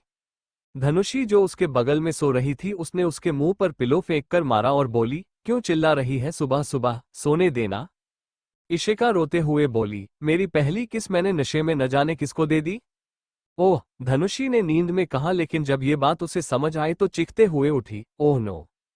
इशिका अपनी छाती पीटते हुए बोली, हाय मैं तो लूट गई, बर्बाद हो गई, अब मैं शराब को अपना मुंह कैसे दिखाऊंगी। आह हा। धनुषी उसके सिर पर मारते हुए बोली, ओह एक्टिंग बंद कर और बताकर क्या हुआ था। इशिका याद करते हुए बोली, उसने मुझे बेवड़ी कहा। इशिका की इतनी बात सुनते ही धनुषी जोर जोर से हंसने लगी। वह हंसते हुए बोली, किसने तुझे तेरी असलियत दिखा दी। इशिका उसे मारते हुए बोली, तुझे मैं बेवड़ी लगती हूँ। धनुषी ने इशिका को अपने बराबर खींच लिया और बोली, अच्छा जब तू बेवड़ी नहीं है तो तुझे बुरा क्यों लगा। मैं बताती हूँ, क्योंकि तूने कर पूरे 10 शॉट्स टकीला के पिए थे। इशिका उसे आंखें तदेड़ कर देखने लगी। धनुषी अपने मुंह पर उंगली रखते हुए बोली, अच्छा आगे बता। उसके बाद मुझे गुस्सा आया और मैंने उसे गुस्से में किस कर दिया। इशिका की नजर बताते हुए धनुषी पर गई जो सब कुछ इमेजिन कर रही थी। उसके बाद मुझे गुस्सा आया और मैंने उसे गुस्से में किस कर दिया। इशिका की नजर बताते हुए धनुषी पर गई जो सब कुछ इमेजिन कर रही थी। इशिका उसे हिलाते हुए बोली, शर्म नहीं आती ऐसे इमेजिन करते हुए। धनुषी उसे छेड़ते हुए बोली, जब तुझे करने में शर्म नहीं आई तो मैं इमेजिन करते हुए क्यों शर्माऊं। ऐसे ही मस्ती मजाक करते हुए वो एक दूसरे को छेड़ने लगी। धनुषी और इशिका कॉलेज के लिए निकल गए। इशिका एक रेस्टोरेंट के सामने रुकते हुए बोली, तू रुक, मैं अंदर से कुछ खाने को लेकर आती हूँ। धनुषी बाहर ही रुक गई। उसकी नज़र सड़क पर गई जहां एक पप्पी गाड़ियों से बचने की कोशिश कर रहा था। वह बिना सोचे समझे सड़क पर उतर गई। उसने उस पप्पी को उठाया और उसे सहलाने लगी। तभी गाड़ी के हॉर्न की आवाज आए। धनुषी ने सामने देखा, सामने से एक कार फुल स्पीड में आ रही थी। धनुषी ने पप्पी को कसकर गले से लगा लिया और आंखें बंद कर ली। कुछ पलों बाद वो हवा में थी। जब उसे दर्द का एहसास नहीं हुआ तो उसने आंखें खोलकर देखा, आग्नेय उसे गुस्से से घूर रहा था। उसकी गुस्से भरी आंखें देखकर धनुषी अपना थूक गले से नीचे उतारते हुए बोली, तुम मुझे ऐसे क्यों घूर रहे हो, मैंने तो कुछ किया भी नहीं। आग्नेय का एक हाथ धनुषी की कमर पर था। उसने उसकी कमर पर अपनी पकड़ कसते हुए कोल्डली कहा, तुम सड़क के बीच क्या करने गई थी। धनुषी उसकी पकड़ से छूटने की कोशिश करते हुए बोली, तुमसे मतलब, मैं चाहे कहीं भी जाऊं। आग्नेय का गुस्सा धनुषी का सवाल सुनकर बढ़ गया था। उसने उसके हाथों से वो पप्पी लिया और नीचे फेंकते हुए बोला, लगता है तुम्हें तुम्हारी आजादी प्यारी नहीं। मैंने तुम्हें उस दिन भागने की कोई पनिशमेंट नहीं दी, इसका मतलब ये नहीं कि मैं दे नहीं सकता। धनुषी को अब आग्नेय से डर लगने लगा था। उसने उसे धक्का देते हुए कहा, तुम बहुत बुरे लड़के हो, छोड़ो मुझे जाने दो। धनुषी उसकी पकड़ से छुटकर भाग गई। आग्नेय उसे गुस्से में तब तक देखता रहा जब तक वो उसकी आंखों से ओझल नहीं हो गई। आग्नेय कार में बैठा और वहां से चला गया। इशिका और धनुषी जब कॉलेज पहुंचे तो वो थोड़ा लेट हो चुकी थी। इशिका बोली, यार अब क्या करें, वो साइमन की औलाद क्लास में नहीं घुसने देगा। धनुषी बोली, एक बार कोशिश तो करते हैं, चल। इशिका और धनुषी अपनी क्लास में चले गए। इशिका बोली, यार लगता है नया प्रोफेसर आया है, देख कितना हैंडसम है। धनुषी बोली, यहाँ प्रोफेसर को ताड़ने आए हैं क्या। दोनों की खुसूर फुसूर से प्रोफेसर ने बाहर की ओर देखा। उसकी नजर धनुषी पर आकर रुक सी गई। इशिका बोली, सॉरी सर, ट्रैफिक की वजह से लेट हो गए। प्रोफेसर एक छोटी सी के साथ बोला, कोई बात नहीं, आप दोनों अंदर आइए। वो दोनों जाकर अपनी सीट पर बैठ गई। सारी लड़कियां बस प्रोफेसर को निहारने में लगी थी। क्लास खत्म होते ही वो दोनों कैंटीन में चली गई। इशिका बोली, उस प्रोफेसर का नाम प्रणव शाह है, वो मुंबई से आया है। धनुषी का ध्यान खाने पर था, इशिका की बातों पर उसका ध्यान नहीं था। कैंटीन के सारे लड़के धनुषी को देख रहे थे। एक लड़का जो धनुषी को हमेशा लाइन मारता था वो उसके पास आया और बोला, हेलो धनुषी, क्या मैं यहाँ बैठ सकता हूँ। इशिका उसे देखकर मुंह बनाते हुए बोली, नहीं बैठ सकते, इसलिए जाओ यहाँ से। वो लड़का फिर भी बैठ गया। धनुषी उसे हमेशा की तरह नजरअंदाज कर रही थी। वो लड़का हमेशा धनुषी को पटाने की कोशिश करता और धनुषी उसकी बदतमीजी और बातों पर बिना कुछ कहे निकल जाती। वो लड़का बोला, धनुषी मैंने तुम्हारे लिए कुछ लिखा है, सुनाऊं। धनुषी ने कोई जवाब नहीं दिया, जिससे उस लड़के की हिम्मत बढ़ गई। वो बोला, होंठ मेरे लफ्ज तेरे, कोई गीत गाऊं क्या। कैंटीन में बैठे सारे लड़के वाह वाह करने लगे। धनुषी खड़ी हुई और उस लड़के को देखने लगी। उसने सोचा इस बार धनुषी उससे इम्प्रेस हो गई। धनुषी के होठों पर एक स्माइल थी। वो अपना हाथ दिखाते हुए बोली, हाथ मेरा गाल तेरा कान के नीचे बजाऊं क्या। धनुषी का जवाब सुनकर वहां बैठे सारे लड़के चुप हो गए और उस लड़के पर हंसने लगे। वो लड़का चुपचाप उठकर वहां से चला गया। इशिका खड़ी हुई और बोली, वाह क्या जवाब दिया है तूने, मैं तो तेरी फैन हो गई। धनुषी अपना बैग उठाते हुए बोली, और क्या करूं, इतने सालों से परेशान कर रखा है। धनुषी अपनी दूसरी क्लास के लिए जा रही थी। रास्ते में प्रणव शाह मिल गया। इशिका उन्हें देखते ही बोली, हेलो सर, गुड मॉर्निंग। धनुषी ने भी उन्हें ग्रीट किया। प्रणव दोनों को रोकते हुए बोला, गुड मॉर्निंग, आप दोनों का नाम क्या है? इशिका जल्दी से बोली, मेरा नाम इशिका और ये धनुषी। प्रणव धीरे से बोला, धनुषी। वो दोनों अपनी अगली क्लास के लिए चली गई। आग्नेय अपने केबिन में बैठा था। रक्षित वहां आया और बोला, सर ये रही वो फाइल जो आपको चाहिए थी।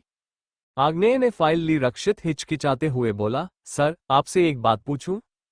आग्नेय ने कुछ नहीं कहा तो रक्षित आगे बोला, सर वो लड़की, आप, मेरा मतलब सब ठीक तो है ना? आग्नेय ने उसे एक नजर देखा और फिर से फाइल पढ़ने लगा। रक्षित बोला, सर आप आज तक हमेशा लड़कियों से दूर रहते हैं, फिर अचानक उस लड़की को घर लाना, कुछ ऐसा है क्या जो मुझे नहीं पता? आग्नेय चुपचाप फाइल पढ़ रहा था। रक्षित से अपने बॉस का ये अजीब बिहेवियर बर्दाश्त नहीं हो रहा था। उसे लग रहा था जैसे आग्नेय बीमार है। रक्षित बोला, सर आप कुछ दिनों के लिए कहीं घूमने चले जाइए। आग्नेय ने रक्षित को घूरते हुए कहा, तुम कहो तो तुम्हें वर्ल्ड टूर कराओ। रक्षित वहां से जाते हुए बोला, सॉरी बॉस, नहीं थैंक यू बॉस, लेकिन अभी उसकी जरूरत नहीं, मैं यही ठीक हूं। आग्नेय अपने काम में डूबा हुआ था। उसके कैबिन का डोर ओपन हुआ। आग्नेय को लगा कि रक्षित है, इसलिए उसने ध्यान नहीं दिया। एक लड़की आग्नेय के करीब आकर खड़ी हो गई और उस पर थोड़ा झुकते हुए बोली, सर आप इस पर सिग्नेचर कर दीजिए। आग्नेय ने टेबल पर जोर से हाथ पटका, जिससे वो लड़की डरकर 2 कदम पीछे हट गई। आग्नेय ने सिर उठाया और बोला, how did you even dare to come inside? Don't you know the rule here that girls are not allowed in my cabin? Rakshit, जिसका केबिन आग्नेय के केबिन के पास में ही था, वो जल्दी से भागता हुआ आग्नेय के केबिन में आया। उसने जैसे ही एक लड़की को केबिन में देखा तो उसने अपना सिर पकड़ लिया। उसे पता था अब उसकी भी क्लास लगने वाली। आग्नेय ने उस लड़की को ऊपर से लेकर नीचे तक देखा। उसने एक तो बहुत शॉर्ट और टाइट ड्रेस पहन रखी थी, ऊपर से उसने अपनी ड्रेस नीचे खिसका रखी थी, जिससे उसके क्लीवेज हद से ज्यादा दिख रही थी। आग्नेय बोला, यहाँ काम करने आती हो या मुजरा करने? अगर इन सबका ही शौक है तो मेरी कंपनी में ऐसे लोगों के लिए कोई जगह नहीं। निकालो यहां से, इससे पहले कि मैं कुछ बहुत बुरा कर दूं। वो लड़की तो पहले ही आग्नेय के डर से रोने लगी थी, और अपनी नौकरी खो देने के बाद वो और ज्यादा रोने लगी। वो वहां से जल्दी से चली गई। आग्नेय ने घूरकर रक्षित की तरफ देखा और कहा, तुम क्या यहाँ बैठने आते हो? रक्षित जल्दी से माफी मांगते हुए बोला, सॉरी बॉस, आगे से ये गलती कभी नहीं होगी।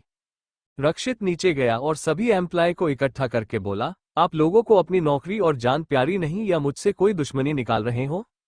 सभी चुपचाप थे। उन्होंने अभी उस लड़की को रोते हुए जाते देखा था। वो समझ गए कि क्या हुआ होगा। रक्षित ने एक तरफ देखा जहां कुछ लड़कियां शॉर्ट ड्रेस पहने खड़ी थी। रक्षित उनसे बोला, कल से ये सब बंद, सब फॉर्मल ड्रेस में आएंगे। सबने सिर हिलाया और काम करने लगे। रात को धनुषी अपने अपार्टमेंट में सो रही थी। अंधेरे में एक शख्स उसके रूम में आया और उसके पास खड़ा होकर उसे देखने लगा। धनुषी एक पिलो को हग करके सो रही थी। वो शख्स जलन भरी नजरों से उस पिलो को घूरने लगा। ये कोई और नहीं, आग्नेय था। वो उसके पास आ गया। धनुषी के गाल पर उसकी लिटें आ रही थी। आग्नेय ने उसे उसके कान के पीछे किया और बोला, स्वीट हार्ट, यहाँ मुझे नींद नहीं आ रही और तुम बड़े आराम से सो रही हो, ये तो गलत बात है ना? आग्नेय ने धनुषी के हाथों से पिलो खींचा और खुद उसके बगल में लेट गया। उसकी नजरें धनुषी के हर फीचर को अच्छे से देख रही थी। धनुषी कसमसाई और आग्नेय को पिलो समझकर हक करके सो गई।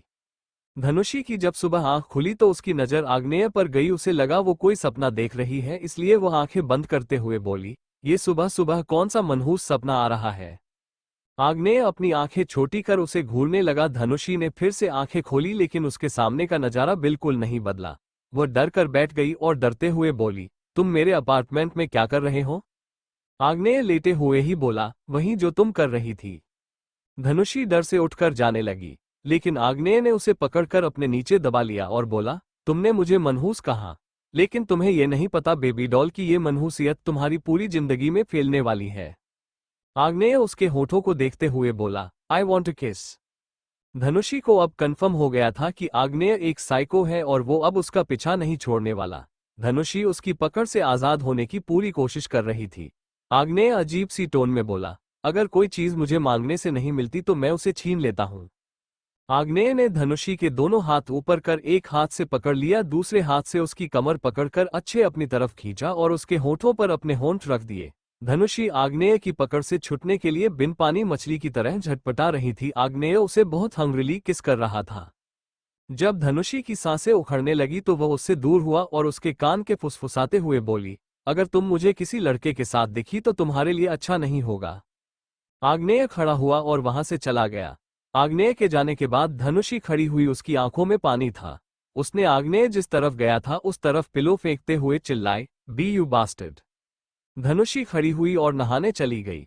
जब वो कॉलेज पहुंची तो इशिका उसका वेट कर रही थी। वो धनुषी के आते ही बोली, धनुषी कितना वेट कराया तूने आज, चल अब जल्दी वरना हमें क्लास में नहीं घुसने देंगे। धनुषी बोली, इशिका मैं नहीं जा रही, तू चली जा। इशिका ने धनुषी को एक बेंच पर बैठाया और बोली, बता डरी हुई क्यों है, कहीं उस घोंचू ने फिर से तो कुछ नहीं किया ना। धनुषी चिढ़ते हुए बोली, इशिका मैं क्यों उससे डरने लगी, तो फिर बताना क्या हुआ, इशिका ने पूछा। धनुषी ने उसे सुबह वाली बता दी। इशिका बोली, अब तुझे उससे कोई नहीं बचा सकता, तू बिल्कुल सही सोच रही, वो एक साइको ही है। अगर कोई चीज उसे चाहिए तो चाहिए, फिर चाहे वो उसे कचरे में क्यों ना डाले। वो इस दुनिया में सबसे बड़ा पागल इंसान है, वो किसी भी हद तक जा सकता है। जैसी उसकी फितरत है उस हिसाब से तू अब तक उसकी कैद में होनी चाहिए, लेकिन तू यहाँ आराम से बैठी है, मुझे ये बात बिल्कुल हजम नहीं हो रही। धनुषी अब और डरने लगी। आग्नेय का नाम भी अब उसे किसी हॉरर फिल्म की तरह डरावना लग रहा था। इशिका उसका माइंड डाइवर्ट करने के लिए बोली, चल कैंटीन चलते हैं। वो दोनों कैंटीन में जाकर बैठ गए। हमेशा की तरह आज भी लड़के उसे ही देख रहे थे। उसी वक्त कैंटीन में एक लड़की एंटर हुई जिसने एक बहुत महंगी शॉर्ट ड्रेस पहनी थी। उसके साथ एक लड़की और थी, उसने भी बिल्कुल उसी की तरह महंगी ड्रेस पहन रखी थी। उसके आने पर किसी भी लड़के ने ध्यान नहीं दिया क्योंकि वो सब धनुषी को जो ताड़ रहे थे, जिससे वो लड़की गुस्से से भर गई। दूसरी लड़की नीरू ने पहली लड़की से कहा, नैना वो देख कौन है वहां। नैना ने धनुषी की तरफ देखा और दांत पिसते हुए बोली, पता नहीं इस लड़की को लड़कों की अटेंशन पाने का इतना शौक क्यों है। नीरू बोली, तुझे वो बात पता चली, इसकी एंगेजमेंट होने वाली थी, लेकिन उस दिन उसके भोले और मासूम चेहरे का मुखौटा पता नहीं किसने उतार दिया। जो भी उस दिन आया था उन सबको ये बात पता थी और उसमें नीरू की फैमिली भी शामिल थी। नीरू ने नैना को सब कुछ बताया, जिसे सुनकर नैना के होठों पर डेविल स्माइल आ गई।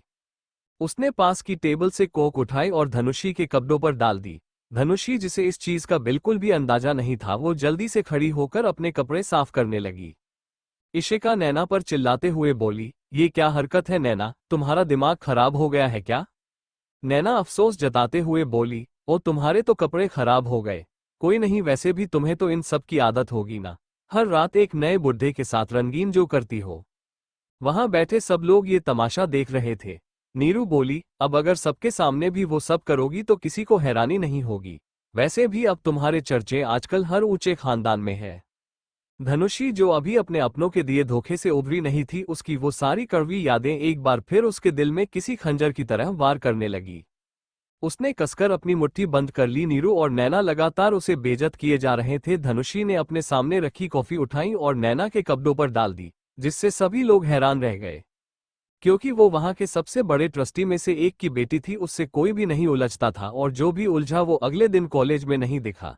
यही कारण था कि वो इतनी गंदी थी और सब पर अपना हुक्म चलाती थी जैसे सब उसके नौकर हो। क्योंकि वो वहां के सबसे बड़े ट्रस्टी में से एक की बेटी थी, उससे कोई भी नहीं उलझता था, और जो भी उलझा वो अगले दिन कॉलेज में नहीं दिखा। यही कारण था कि वो इतनी गंदी थी और सब पर अपना हुक्म चलाती थी जैसे सब उसके नौकर हो। नैना की फैमिली का स्टेटस बिंद्रा फैमिली से कहीं ज्यादा था, इसलिए उसे धनुषी के बारे में फैली अफवाहें नहीं पता था। नैना दांत पिसते हुए बोली, यू इडियट, तुम जानती भी ये ड्रेस कितनी महंगी है। धनुषी कॉफी मग रखते हुए बोली, ये तो तुम्हें मुझसे उलझने से पहले सोचना चाहिए था। मैं हर बार चुपचाप तुम्हारी बदतमीजी सहती हूँ, इसका मतलब ये नहीं कि मेरे मुंह में जुबान नहीं, जवाब देना मुझे भी आता है, और अगली बार मेरे बारे में ऐसी बेहुदा बातें बोलने से पहले 100 बार सोच लेना। नीरू अपनी ड्रेस खराब होने के डर से नैना के पीछे छुप गई थी। धनुषी ने अपना बैग उठाया और जाने से पहले एक नज़र नीरू पर डाली। इशिका ने जाते जाते अपनी कॉफी नीरू के कपड़ों पर डाल दी और बोली, ये तुमने जो अभी मेरी दोस्त की इंसल्ट की उसका बदला। धनुषी का अब कॉलेज में रुकने का बिल्कुल भी मन नहीं था, इसलिए वो वहां से जाने लगी। तभी किसी ने उसे पीछे से पुकारा, धनुषी। धनुषी ने पीछे मुड़कर देखा तो प्रणव खड़ा था। वह धनुषी के पास आया और बोला, तुम आज लेक्चर में क्यों नहीं आए? धनुषी, जिसका मूड पहले ही खराब था, वो बोली, मूड नहीं था तो नहीं आए, अब मैं चलती हूँ। प्रणव एकटक जाती हुई धनुषी को देखने लगा। उसके साथ इशिका भी वहां से चली गई। इशिका धनुषी का मूड ठीक करने के लिए उसे पार्क में ले गई, लेकिन आज उसकी किस्मत इतनी खराब थी कि वो वहां नेहा और अमित से टकरा गई। उसने अपना सिर पकड़ लिया क्योंकि उसका सिर बहुत ज्यादा दर्द कर रहा था। नेहा धनुषी के पास आई और बोली, तुम यहाँ, मुझे तो लगा तुम कहीं सड़क पर बेघर और बहुत बुरी हालत में मिलोगी, लेकिन तुम्हारी कंडीशन तो बिल्कुल ठीक लग रही है। इशिका कुछ बोलती, लेकिन उससे पहले ही धनुषी ने उसे रोका और बोली, तुम मुझसे चाहती क्या हो? अब तो मैंने घर भी छोड़ दिया है, तो आपको मुझसे प्रॉब्लम क्या है? नेहा बोली, तू चाहे तो घर वापस लौट सकती हैं, वैसे भी मेरी और अमित की शादी होने वाली है तो तुम्हारा वहां रहना बहुत जरूरी है। धनुषी खड़ी हुई और बोली, क्यों? ताकि आप सब फिर से मुझे अपने फायदे के लिए यूज करें? या आप मुझे शादी के बहाने टॉर्चर करेंगे जैसे हमेशा करते हैं? अब शादी में तुम नहीं आओगी तो मजा कैसे आएगा? एक तो तुम्हारे एक्स फियोसे की शादी है और ऊपर से मैं तुम्हारी बहन भी हूं। अमित की नजरें तो धनुषी की नेक पर थी, जहां बाइट का निशान था जो रात में आग्नेय ने बनाया था। नेहा ने अमित को देखा। अमित की नजरें धनुषी पर पाकर उसे बहुत गुस्सा आया। वो कुछ बोलने ही वाली थी कि अमित बोला, तुम्हारी गर्दन पर यह निशान कैसा है? मुझे तुमसे ये उम्मीद नहीं थी। मुझे नहीं पता था कि तुम पैसों के लिए अपना शरीर बेच दोगी। नेहा ने देखा तो धनुषी का मजाक बनाते हुए बोली, लगता है मेरी बहन कुछ ज्यादा ही आगे निकल गई हैं, तभी तो मैं सोचूं कि तुम इतनी अच्छी हालत में कैसे हो। धनुषी को दोनों में से किसी की भी बातें समझ नहीं आ रही थी, लेकिन उसे इतना पता था कि उसे इन दोनों को जवाब देकर यहां से जाना है, वरना उसका सिर यही ब्लास्ट हो जाएगा। धनुषी बोली, मैं चाहे कुछ भी करूं उससे तुम्हें क्या? तुम दोनों जाकर अपना काम करो ना। या यही तुम्हारा काम है, दूसरों को नीचा दिखाना? धनुषी वहां से जाने लगी। अमित ने उसका हाथ पकड़कर उसे रोक लिया और बोला, मुझे लगता है तुम्हें इस वक्त एक मर्द की जरूरत है। मेरी और नेहा की शादी होने वाली है, तुम चाहो तो मेरे मैनेजर या असिस्टेंट से शादी कर सकती हो। धनुषी अपना हाथ छुड़ाते हुए बोली, मुझे नहीं पता था कि तुम्हें मेरी इतनी फिक्र है। धनुषी इशिका को लेकर वहां से निकल गई, लेकिन अमित अब नेहा को देख रहा था जो उसे गुस्से से घूर रही थी। वह उस पर चिल्लाते हुए बोली, अगर तुम्हें उसकी इतनी ही फिक्र है तो उसके पास जाओ ना, मेरे साथ क्यों हो? अमित उसे समझाते हुए बोला, मुझे कोई उसकी फिक्र नहीं है, मैं तो ये इसलिए कह रहा था ताकि अगर हमें उसकी कभी जरूरत पड़ जाए तो वो हमारे काम आ सके। इशिका बोली, तूने मुझे चुप क्यों किया? मेरा कितना मन था दोनों का हुलिया बिगाड़ने का। धनुषी पानी पीते हुए बोली, नेक्स्ट टाइम बिगाड़ लेना। आग्नेय अपनी कार से कहीं जा रहा था। आज कार वो ड्राइव कर रहा था। उसने ब्रेक मारना चाहा, लेकिन ब्रेक काम नहीं कर रहे थे। उसने सामने देखा बहुत सी कारें थी। आग्नेय लगातार हॉर्न मार रहा था। सभी कारें साइड हट गई थी क्योंकि आग्नेय के कार की स्पीड बहुत ज्यादा थी। आग्नेय ने सामने देखा जहां धनुषी खड़ी थी। आग्नेय ने उसे हटने का इशारा किया, लेकिन धनुषी के तो पैर सुन पड़ चुके थे। वह चाहकर भी नहीं हट पा रही थी। इशिका अपने घर के लिए पहले ही निकल गई थी। आग्नेय गुस्से से बोला, stupid girl, get out of the way. आग्नेय की कार धनुषी को टक्कर मारने ही वाली थी कि आग्नेय ने स्टीयरिंग घुमाकर ब्रेक दबा दिया, जिससे कार धनुषी के चारों तरफ गोल गोल घूमने लगी। आग्नेय चलती कार से बाहर आ गया और धनुषी के कंधों को जोर से दबाते हुए बोला, तुम्हारे अंदर दिमाग नहीं है क्या? या मरने का शौक है? धनुषी मन में बोली, सिर्फ शौक होने से क्या होता है, मौत आए भी हमेशा पास आकर चली जाती है।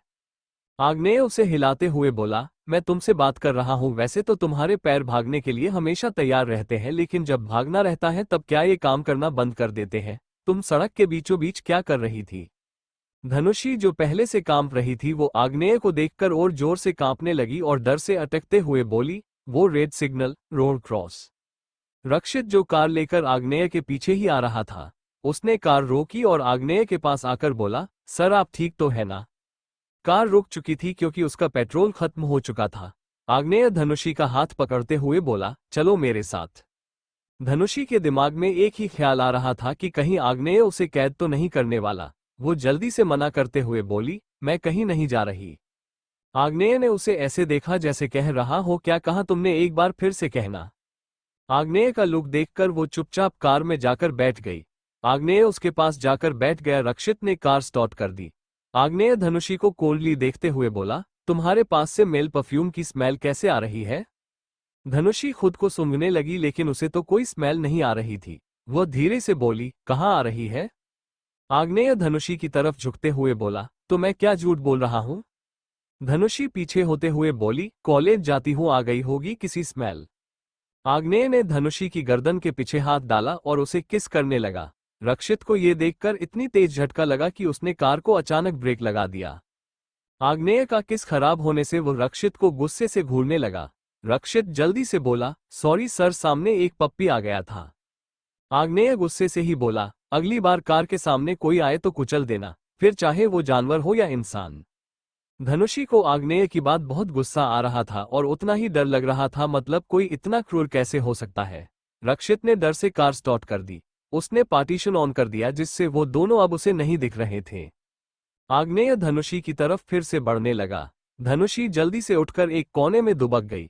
आग्नेय ने उसकी गर्दन में हाथ डाला और सीट की तरफ झुकाते हुए बोला, क्या हुआ बेबी डॉल, तुम मुझसे डर क्यों रही हो? मैंने तो ऐसा कुछ नहीं किया जिससे तुम्हें डर लगे। डर की वजह से उसकी आंखों में आंसू आ गए थे। आग्नेय ने उसे फिर से किस करने लगा। वो पूरी तरह उस पर झुका हुआ था। आग्नेय को जब महसूस हुआ कि धनुषी रो रही हैं तो वह उससे अलग हुआ और उसे देखने लगा। धनुषी का मासूम और डरा हुआ चेहरा, उससे ज्यादा मासूम उसकी आंखें। आग्नेय अपनी एक उंगली से उसके आंसू पोंछते हुए बोला, तुम रो क्यों रही हो? धनुषी डरी हुई आवाज में सुबकते हुए बोली, प्लीज मुझे जाने दो। आग्नेय वैसे ही उसे देखते हुए बोला, ऐसे कैसे जाने दूं? मेरे साथ रात बिताई है तुमने तो अब सिर्फ तुम मेरी हो, और ये बात तो तुम्हें मेरे पास आने से पहले सोचनी चाहिए थी ना। आग्नेय सीट पर अपना एक हाथ टिकाकर उस पर अपना सिर रखकर धनुषी को ही देख रहा था, जो रोते रोते सो चुकी थी। रोने की वजह से उसकी छोटी सी नाक लाल हो चुकी थी। वो बहुत क्यूट, मासूम और प्यारी लग रही थी। आग्नेय बिना पलकें झपकाए उसे देख रहा था। इशिका अपने घर के लिए जा रही थी। उसे बहुत देर हो गई थी। रास्ते में कुछ लड़के एक गाड़ी में आ रहे थे। उन्होंने इशिका को देखकर कार रोकी और बोले, मैडम कहाँ जा रही हो, हम छोड़ दें? इशिका कार में बैठ गई और बोली, हाँ छोड़ दो, चलो मैं तुम्हें रास्ता बता दूंगी। वैसे भी टैक्सी पता नहीं कब मिलेगी, अच्छा हुआ तुम जैसे भले लोग मिल गए। वो सभी लड़के हैरानी से इशिका का मुंह देखने लगे। इशिका ड्राइवर सीट पर बैठे लड़के के सिर पर मारते हुए बोली, चलना। उसने कार स्टार्ट की और इशिका रास्ता बताने लगी। 15 मिनट बाद कार एक घर के सामने आकर रुकी। एक लड़का घर को देखते हुए बोला, दीदी आप इस घर में रहती हैं? इशिका कार से उतरते हुए बोली, हाँ, आप सब अंदर आइए ना, मैं कॉफी बनाकर पिलाती हूँ। दूसरा लड़का हाथ जोड़ते हुए बोला, थैंक्स दीदी, लेकिन हम आज कॉफी पीने नहीं आ सकते। एसीपी सर को हमारा हेलो कहना। वो लोग कार लेकर वहां से चले गए। इशिका अपने बाल झटकते हुए अंदर चली गई और बोली, आए बड़े मुझे छेड़ने वाले। इशिका अंदर जाकर एक 50 साल के आदमी के गले लगते हुए बोली, पापा आप कहाँ थे इतने दिनों से? वो सब छोड़िए, मेरे लिए क्या लेकर आए हैं? वरुण इशिका के सिर पर हाथ फेरते हुए बोले, कैसी हो तुम? इशिका सोफे पर पसरते हुए बोली, मैं बिल्कुल झक्कास हूँ, आप बताइए। वरुण बैठते हुए बोले, अपनी बेटी को देखकर कैसा हो सकता हूँ? लेकिन मैं आपसे नाराज हूँ। आप पुलिस वाले हैं, आपका काम है मिशन पर जाना, लेकिन मुझे क्यों भेजा मिशन पर? मेरा मतलब शादी में। आपको पता है उन लोगों की वजह से मेरा फंक्शन पर से विश्वास उठ गया है। इशिका अपनी नाराजगी जताते हुए बोली। वरुण जी बोले, अच्छा सॉरी, आगे से तुम्हें वहां नहीं भेजूंगा।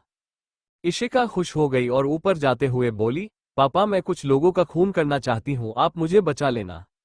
वरुण हंसते हुए बोले, उस दिन एसीपी वरुण सिंह खुद तुम्हें गिरफ्तार करने आएगा। धनुषी की जब आंख खुली तो वो अपने अपार्टमेंट में थी और सुबह हो चुकी थी। वो जल्दी से नहाकर आई और शीशे के सामने खड़ी होकर तैयार होने लगी। बाल बनाते समय उसकी नजर गर्दन पर गई। अब जाकर उसे समझ आया कि अमित क्यों वो सब बातें बोल रहा था। लेकिन अगले ही पल उसके सामने आग्नेय का चेहरा आ गया। वो होश में आई और कॉलेज के लिए निकल गई। लेकिन रह रहकर उसके सामने बार बार आग्नेय का चेहरा आ जाता, जिससे वो डरी भी हुई थी और फ्रस्ट्रेट भी हो चुकी थी। धनुषी क्लास में बैठी थी लेकिन उसका ध्यान तो कहीं और ही था। वो तो ये सोचे जा रही थी कि कोई इतना हार्टलेस कैसे हो सकता है। धनुषी अचानक अपने ख्यालों से बाहर आई जब उसने महसूस किया कि कोई उसे जोर जोर से हिला रहा है। इशिका बोली, कहाँ है तेरा ध्यान? प्रोफेसर प्रणव तुझे कब से बोल रहे हैं? धनुषी ने सामने देखा तो प्रणव उसे ही देख रहा था। वो बोला, धनुषी लगता है तुम्हारी तबीयत खराब है, इसलिए ही तुम्हारा ध्यान क्लास में नहीं है। धनुषी खड़ी हुई और बोली, no sir, I am fine and I am sorry कि मैं क्लास में ध्यान नहीं दे रही थी। लेक्चर खत्म होते ही वो इशिका के साथ आज कैंटीन की जगह गार्डन में चली गई। इशिका बोली, क्या बात है, किन ख्यालों में खोई हुई हो? धनुषी उसे पूरी बात बताते हुए बोली, अब तू ही बता, कोई इंसान ऐसा कैसे हो सकता है? लेकिन इशिका का ध्यान तो किसी और ही बात ने खींच लिया था। वो अपने मुंह पर हाथ रखकर एक्साइटेड होते हुए बोली, I think he is in love with you. Dhanushi एक डायरेक्शन की तरफ देखते हुए बोली, प्यार? मुझसे कौन ही प्यार करेगा जब मेरी खुद की माँ ही मुझे प्यार नहीं करती, जब उसने ही मुझे चंद पैसों के लिए बेच दिया। ये सब चीजें मेरे लिए नहीं बनी है और मुझे किसी साइको का प्यार चाहिए भी नहीं। इशिका बोली, ऐसा नहीं है धनुषी, वैसे भी हीरे की परख सिर्फ जौहरी को होती है, हर किसी को नहीं। और रही बात प्यार की, तो मैं तुझसे बहुत प्यार करती हूँ। धनुषी हल्की सी स्माइल करते हुए बोली, और मैं भी तुझसे बहुत प्यार करती हूँ, तो मेरी सबसे अच्छी और इकलौती दोस्त है। वैसे क्या हो, अगर मैंने जो कहा वो सही निकला तो, अगर उसे तुझसे सच में प्यार हो गया तो? इशिका सोचते हुए बोली। धनुषी बोली, मैं यहाँ से कहीं दूर भाग जाऊंगी जहाँ वो मुझे पकड़ ना सके, क्योंकि वो एक विलेन है और विलेन कभी अच्छे नहीं होते। इशिका धनुष को देखते हुए बोली, वैसे मैंने कहीं पढ़ा है कि a hero is in love with you and a villain obsessed with you. Hero, trust, villain, always jealous, a hero sacrifices his love for the world, but a villain can destroy the whole world for his love।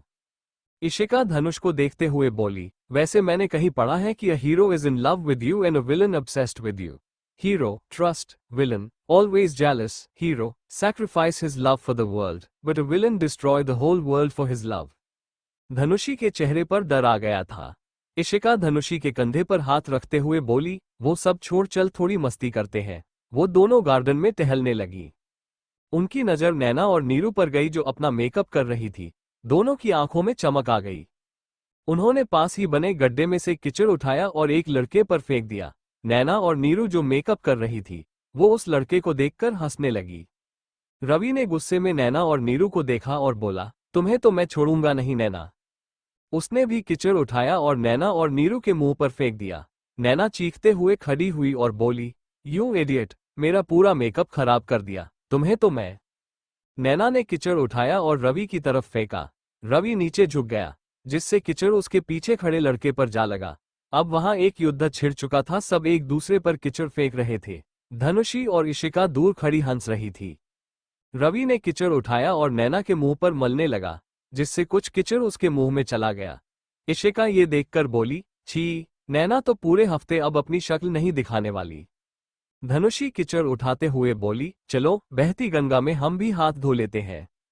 धनुषी ने कीचड़ उठाया, नैना और नीरू पर फेंक दिया, लेकिन उसी वक्त नैना फिसलकर नीचे गिर गई और वो कीचड़ दिन के मुंह पर जा गिरा जो अपनी पेंट संभालते हुए आ रहा था। धनुषी ने अपने मुंह पर हाथ रखा और बोली, इशिका भाग। धनुषी और इशिका वहां से भागकर चली गई। वह हाथ धोकर डीन के पीछे जाकर खड़ी हो गई और बोली, सर आप यहाँ। डीन ने अपना चश्मा उतारा और अपने मुंह पर से कीचड़ साफ करते हुए मुड़ा। धनुषी और इशिका ने अपनी हंसी रोकने के लिए अपने मुंह पर हाथ रख लिया और शोक के एक्सप्रेशन लाते हुए बोली, सर आपके इस कीचड़ जैसे चेहरे पर कीचड़ किसने फेंक दिया? डीन धनुषी को देखने लगा। इशिका ने उसे कोहनी मारी और बोली, सर इसके कहने का मतलब है कि आपका ये हाल किसने किया? डीन गुस्से से बोला, पता नहीं, लेकिन जिसने भी किया है मैं उसे छोड़ूंगा नहीं। डीन वहां से जाने लगा, लेकिन चश्मा ना होने की वजह से उसे कुछ भी अच्छे से दिखाई नहीं दे रहा था, इसलिए वो एक पत्थर से टकराकर गिर गया। धनुषी अब और हंसी नहीं रोक पाई और वह पेट पकड़कर हंसने लगी। इशिका उसके मुंह हाथ रखकर उसे चुप कराने की कोशिश कर रही थी। डीन खड़ा हुआ और चीखते हुए बोला, मैं सबको रस्टिकेट कर दूंगा। धनुषी वहीं गिर गई और जोर से हंसने लगी, उसी के साथ इशिका के साथ भी हंसने लगी। इशिका बोली, अब तेरा मूड कैसा है? धनुषी वहीं लेटते हुए बोली, बेटर। धनुषी की इस पूरी हरकत को दो जोड़ी आंखें देख रही थी। दोनों में अलग अलग इमोशन थे, एक में ऑब्सेशन, पजेसिवनेस और दूसरी में एक चमक। धनुषी इस बात से बिल्कुल अनजान थी कि आगे जाकर उसकी जिंदगी में क्या मोड़ आने वाला है। धनुषी और इशिका कॉलेज से निकल चुकी थी। रक्षित आग्नेय से बोला, सर आज पार्टी है, आपको याद है ना? आग्नेय ने बस हम कहा। रक्षित बोला, सर बिंद्रा कंपनी जो कुछ दिन पहले तक दिवालिया होने वाली थी, वो रातों रात टॉप 10 कंपनियों में से एक बन गई। रक्षित की बात सुनकर एक पल को तो आग्नेय भी हैरान रह गया। रक्षित आगे बोला, लेकिन सर ऐसा कैसे हो सकता है? बिंद्रा हाउस, वो सब एक अलग घर में थे जो पहले से कई गुना ज्यादा बड़ा था। मोहिनी ने जो बहुत महंगी डिजाइनर साड़ी और महंगी ज्वेलरी पहन रखी थी, संजय ने बहुत महंगा कोट, घंटी और सूट पहन रखा था। नेहा अपने रूम में खड़ी अपने लिए ड्रेसेस चूज कर रही थी जिनकी कीमत करोड़ों में थी। मोहिनी नेहा के पास आई और बोली, तू अभी तक तैयार नहीं हुई, हम पार्टी के लिए लेट हो जाएंगे। नेहा एक ड्रेस चूज करते हुए बोली, हाँ बस हो रही हूँ। नेहा के फेस पर गुस्सा था। मोहिनी बोली, क्या बात है? नेहा कल वाली बात बताते हुए बोली, मॉम, मुझे उस धनुषी पर बहुत गुस्सा आ रहा है। वो अमित पर अभी भी लाइन मार रही और वो अमित, मुझे लगता वो मेरे साथ सिर्फ अपनी नीज के लिए है। मोहिनी बोली, देख अब हमारा स्टैंडर्ड अमित से काफी ऊपर है। अगर आज रात पार्टी में या कभी तू हमसे अमीर बकरा मिल जाए तो उसे अपने हुस्न के जाल में फंसा लेना, और अगर कोई कभी ना फंसे तो अमित को अपनी उंगलियों पर नचाना। नेहा अजीब सी स्माइल के साथ बोली, आपने बिल्कुल ठीक कहा मॉम, आज रात मैं जरूर किसी को अपने जाल में फंसाऊंगी। मोहिनी वहां से जाने लगी। नेहा उसे रोकते हुए बोली, मॉम मुझे एक बात समझ नहीं आई, हम रातों रात इतने अमीर कैसे बन गए? क्योंकि जो 100 करोड़ आपको धनुषी के बदले मिले थे उनसे तो हमारी कंपनी को सिर्फ 25% दिवालिया भरा जाता। मोहिनी के एक अजीब सी स्माइल के साथ बोली, तू आम खाना गुठलियां क्यों गिन रही है? धनुषी अपने अपार्टमेंट में किचन में थी। उसमें इतनी हिम्मत नहीं थी कि वो कुछ अच्छा खाने के लिए बना सके, इसलिए वो अपने लिए कप नूडल्स तैयार कर रही थी। उसकी कमर में एक हाथ आया जिससे वो डरकर चिल्लाने ही वाली थी कि उसके होठों पर एक उंगली आए। शुश, मेरे अलावा और कौन हो सकता है बेबी डॉल? तुम हर बार इतनी डरी हुई क्यों रहती हो, सिवाय एक बार के? आग्नेय बोला। धनुषी की हॉट बीट और सांसें जो डर की वजह से तेज हो गई थी वो नॉर्मल होने लगी, लेकिन वो डरी हुई तो अभी भी थी। आप यहाँ क्या कर रहे हैं? धनुषी ने हिम्मत करके पूछा। आग्नेय उसके बालों स्नीफ करते हुए बोला, क्यों मैं नहीं आ सकता क्या? धनुषी ने कुछ नहीं कहा और वो कहती भी क्या, उसके मना करने पर वो कौन सा यहाँ आना छोड़ देता। आग्नेय आगे बोला, तुम मेरे साथ चल रही हो? ये बात सुनते ही धनुषी की हॉट बीट फिर से तेज हो गई। वह आंखें कसकर बंद करते हुए बोली, कहाँ? पार्टी। ये सुनकर धनुषी ने आंखें खोली और बहाना बनाते हुए बोली, मेरे पास पार्टी के लिए ड्रेस नहीं है, इसलिए मैं नहीं जा सकती।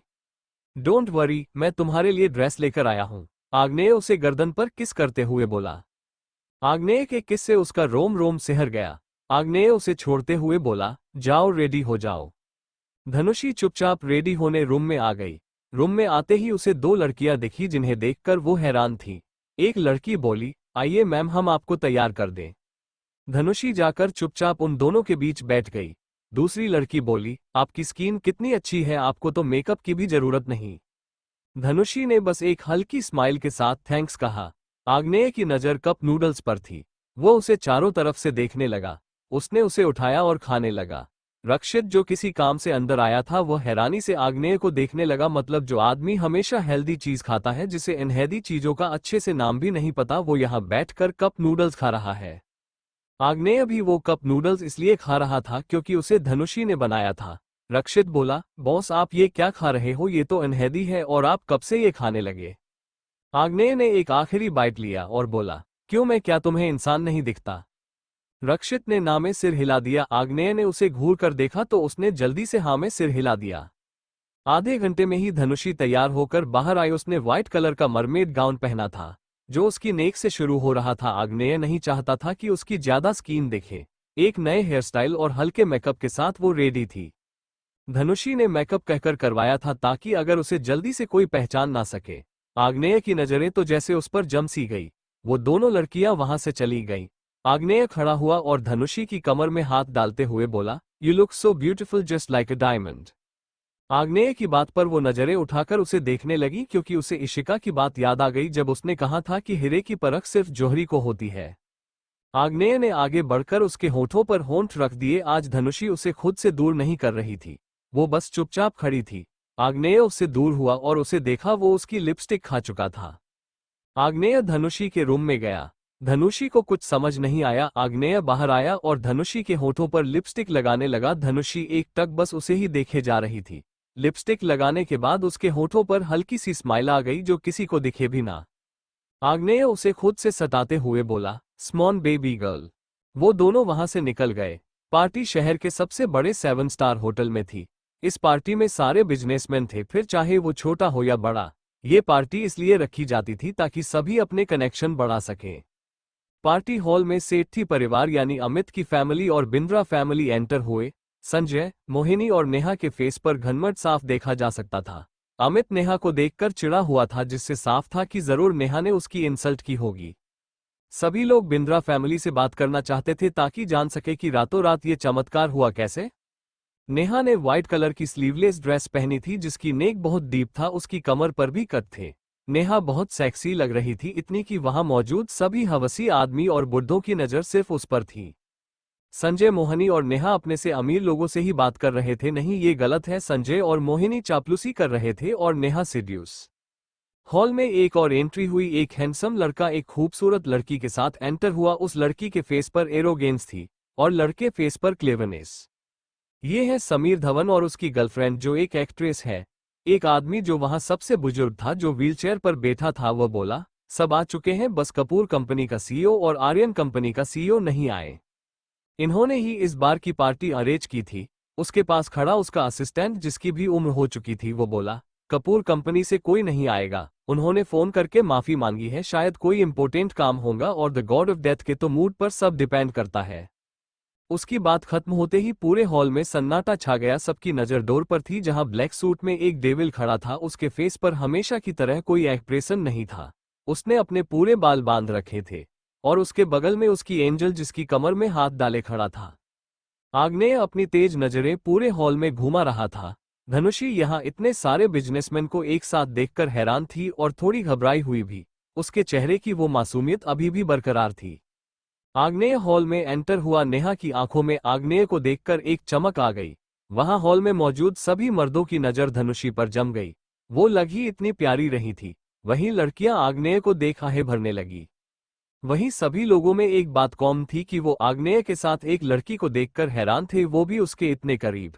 सब यही सोच रहे थे कि शेर एक बकरी के साथ क्या कर रहा है। इतनी प्यारी और मासूम लड़की आग्नेय को कहाँ मिल गई? क्या आज भी ऐसी बड़ी लड़कियां मौजूद हैं? अमित गौर से धनुषी को देख रहा था, क्योंकि उसे वो कुछ जानी पहचानी लग रही थी, लेकिन वो उसे पहचान नहीं पा रहा था। यही नेहा, मोहिनी और संजय का था। आग्नेय एक कोने में जाकर बैठ गया। सब उसकी तरफ देख रहे थे, उससे बात करना चाहते थे अपनी कंपनी में इन्वेस्ट करने के लिए, लेकिन हिम्मत किसी में नहीं थी। इसलिए सब रक्षित को घेर कर खड़े हो गए। उसे समझ नहीं आ रहा था कि वो इन लोगों के बीच से निकले कैसे। रक्षित आग्नेय के पास आया और बोला, सर, मिस्टर परिहार आपसे मिलना चाहते हैं। मिस्टर परिहार वही बुजुर्ग आदमी थे। वो बिजनेस वर्ल्ड के सबसे बुजुर्ग थे, इसलिए सब उनकी रिस्पेक्ट करते थे। आग्नेय धनुषी को एक काउच पर बैठाते हुए बोला, मैं अभी आया, तुम यहीं मेरा वेट करो, और हाँ, यहां से हिलना मत। धनुषी ने सिर हिला दिया। आग्नेय मिस्टर परिहार से मिलने चला गया। रास्ते में उसके सामने संजय, मोहिनी, नेहा और अमित आ गए। संजय बोला, हेलो सर, मैं संजय बिंद्रा कंपनी का मालिक। आपसे मिलकर अच्छा लगा सर। आग्नेय संजय और मोहिनी को गौर से देख रहा था। संजय और मोहिनी की नजरें भी गौर से उसे ही देख रही थी। मोहिनी बोली, आपको देखकर ऐसा लगता है जैसे हम पहले कभी मिल चुके हैं। संजय बोला, हाँ, आपकी आंखें कहीं देखी हुई लगती है। अमित आगे आया और बड़ी सी स्माइल के साथ बोला, हेलो सर, मैं अमित सेठी कंपनी को अभी मैं ही संभाल रहा हूँ। नेहा अपनी अदाएं दिखाते हुए बोली, मिस्टर आर्यन, मैं आपके लिए क्या कर सकती हूँ? आग्नेय कोल्ड वॉइस में बोला, मेरा रास्ता छोड़ सकती हो। आग्नेय का जवाब सुनकर नेहा इंसल्ट फील हुआ। वहां आसपास खड़ी कुछ लड़कियां तो मुंह दबाकर हंसने भी लगी थी। नेहा आग्नेय के सामने से हट गई, क्योंकि आग्नेय के गुस्से के बारे में तो उसने भी सुन रखा था। धनुषी वहां बहुत देर से अकेली बैठी थी। आग्नेय वहां नहीं था तो सबको यही लग रहा था कि उसके साथ आए लड़की को वो अपने साथ लेकर गया है। अमित नेहा के पीछे उसका पस उठाकर घूमते हुए थक गया था, इसलिए वो आकर उसी काउच पर बैठ गया जहां धनुषी बैठी थी। अमित फिर से अपने सामने बैठी धनुषी को देखने लगा। वो अचानक खड़ा हुआ और बोला, धनुषी तुम? नेहा जो उसी तरफ आ रही थी, उसने अमित के मुंह से धनुषी का नाम सुन लिया था। वो जल्दी से वहां आई और बोली, ओह, तो तुम यहाँ भी अपने किस शुगर डैडी के साथ आए हो? अमित धनुषी की ब्यूटी में खो गया था। आज उसे एहसास हुआ कि धनुषी सच में बहुत सुंदर है। नेहा तो उसके सामने कुछ भी नहीं है। ब्यूटी ही नहीं, धनुषी हर चीज में नेहा से बेटर थी, क्योंकि इन दिनों में नेहा हर चीज में उसे उसकी औकात दिखा रही थी। उसे अब सच में धनुषी के साथ चीट करने का रिग्रेट हो रहा था। अमित धनुषी की ब्यूटी में खो गया था। आज उसे एहसास हुआ कि धनुषी सच में बहुत सुंदर है। नेहा तो उसके सामने कुछ भी नहीं है। ब्यूटी ही नहीं, धनुषी हर चीज में नेहा से बेटर थी, क्योंकि इन दिनों में नेहा हर चीज में उसे उसकी औकात दिखा रही थी। उसे अब सच में धनुषी के साथ चीट करने का रिग्रेट हो रहा था।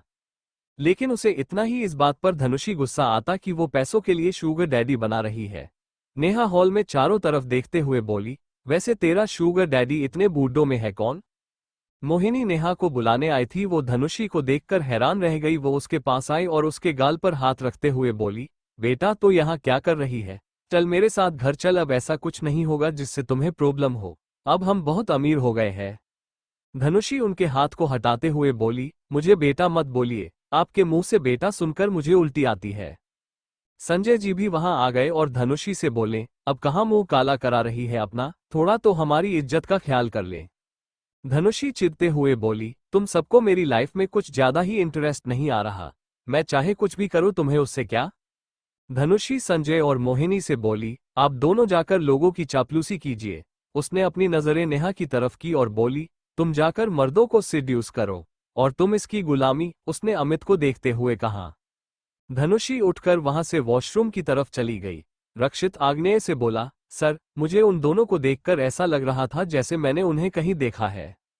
मुझे भी, आग्नेय बोला। आग्नेय जब वापस आया तो उसे धनुषी कहीं नहीं दिखी। वो गुस्से से बोला, ये लड़की कहाँ चली गई? मैंने इसे मना किया था कहीं जाने को। आग्नेय वहीं बैठकर उसका वेट करने लगा, लेकिन जब कुछ देर बाद भी धनुषी नहीं आई तो वो खड़ा हुआ और से बोला, पता करो वो कहाँ है। रक्षित वहां से चला गया। आग्नेय भी धनुषी को ढूंढने लगा। जब वो वॉशरूम की तरफ गया तो उसे फ्लोर पर धनुषी का ब्रेसलेट दिखा। उसने उसे उठाया और अपनी मुट्ठी में बंद कर लिया। उसने अपनी मुट्ठी इतनी जोर से कस रखी थी कि उसकी माथे की नसें उभर कर सामने आ रही थी, जिससे वो डरावना लग रहा था। धनुषी एक कमरे में थी। उसके कपड़े गंदे हो रखे और कंधों पर से फटे हुए थे। उसके सामने एक लड़का खड़ा था जो शर्टलेस था, जो उसकी तरफ बढ़ रहा था। धनुषी पीछे खिसकते हुए बोली, मेरे पास मत आना वरना तुम्हारे लिए अच्छा नहीं होगा। वो लड़का हंसते हुए बोला, क्या कर लोगी तुम? वो जैसे ही धनुषी के पास आया तो धनुषी ने उसे एक थप्पड़ मार दिया और उसके दोनों टांगों के बीच किक करते हुए बोली, ये कर लूंगी और करके बताऊं। उसने पास रखा फ्लावर पॉट उठाया और उसके सिर पर दे मारा, जिससे उसके सिर से खून बहने लगा। धनुषी गुस्से से बोली, मैं कुछ नहीं करती, इसका मतलब ये नहीं कि मैं कुछ कर नहीं सकती, इसका मतलब ये है कि मैं कुछ करना नहीं चाहती। धनुषी की आंखें इस वक्त गुस्से की वजह से लाल थीं। वो वहां से जाने लगी तो उस लड़के ने उसका पैर पकड़ा और बोला, इतनी आसानी से मैं तुम्हें नहीं जाने दूंगा। उसने धनुषी का पैर पकड़कर खींच लिया, जिससे धनुषी का सिर सामने रखी टेबल से जा टकराया, जिससे धनुषी के सिर पर कट लग गया और उससे खून बहने लगा। धनुषी का सिर चकराने लगा था। उसे सब कुछ धुंधला दिख रहा था। वो लड़का खुद को संभालते हुए खड़ा हुआ और बोला, अब तुम्हें मुझसे कोई नहीं बचाने वाला। रूम का डोर जोर के झटके के साथ खुला और उसी के साथ एक आवाज आई, और तुम्हें मुझसे कोई नहीं बचा सकता। उस लड़के ने दरवाजे की तरफ देखा और डर से कुछ कदम पीछे हट गया। उसे ऐसा लग रहा था जैसे उसकी मौत उसके सामने खड़ी हो। आग्नेय गुस्से में अंदर आया। उसने जब धनुषी की हालत देखी तो उसका गुस्सा और बढ़ गया। उसने अपना कोट निकालकर धनुषी पर डाला और उसे बेड पर लेटाया। आग्नेय उस लड़के के पास जाते हुए बोला, जब तुझे पता था कि ये मेरे साथ हैं तो तेरी हिम्मत थी कैसे हुई इसके साथ मिसबिहेव करने की? वो लड़का डर से पीछे हटते हुए बोला, मुझे माफ कर दीजिए मिस्टर आयन, मुझे नहीं पता था कि वो यही लड़की है। अगर पता होता तो क्या करते, किसी और लड़की को ढूंढते। आग्नेय लगातार उसकी तरफ बढ़ रहा था।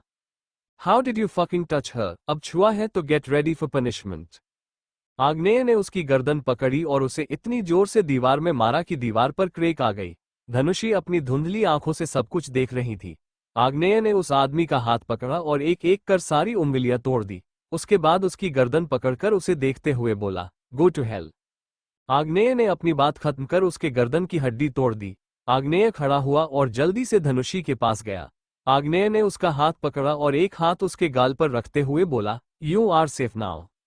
आग्नेय ने उसे गोद में उठाया और वहां से चला गया। अगली बार जब उसकी आंख खुली तो वो बहुत सारे डॉक्टरों के बीच थी।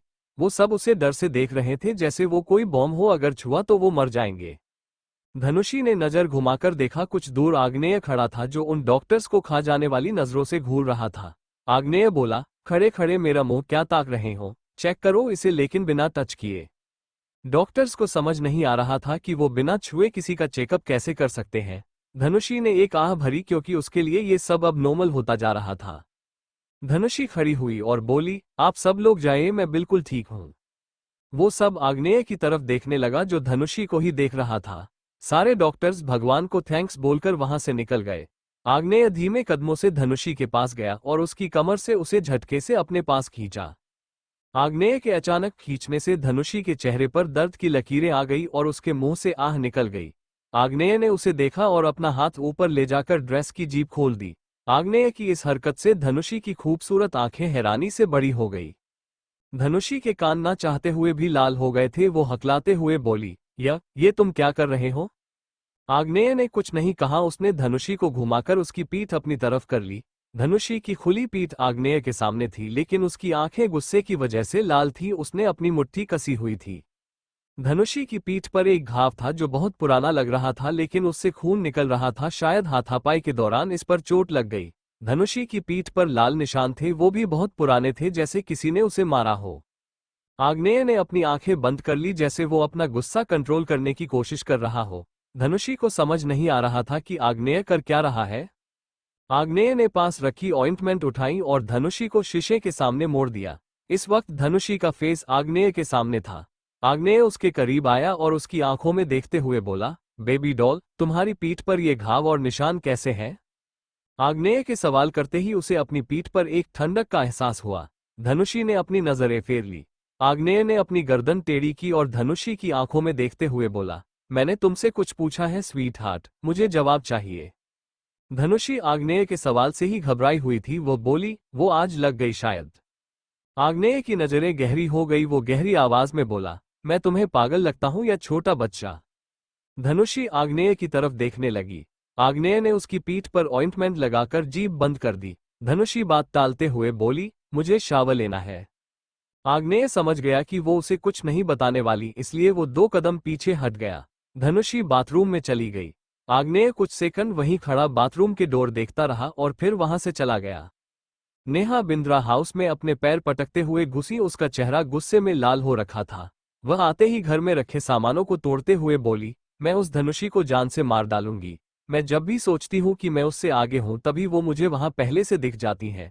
और वो अमित, मैं उसे बर्बाद कर दूंगी। वो मेरे साथ है लेकिन साथ होकर भी नहीं है। मोहिनी उसे शांत करते हुए बोली, अब शांत हो जा बेटा, तुम थक गई होगी ना। जाओ जाकर आराम करो, हम इसके बारे में सुबह बात करेंगे।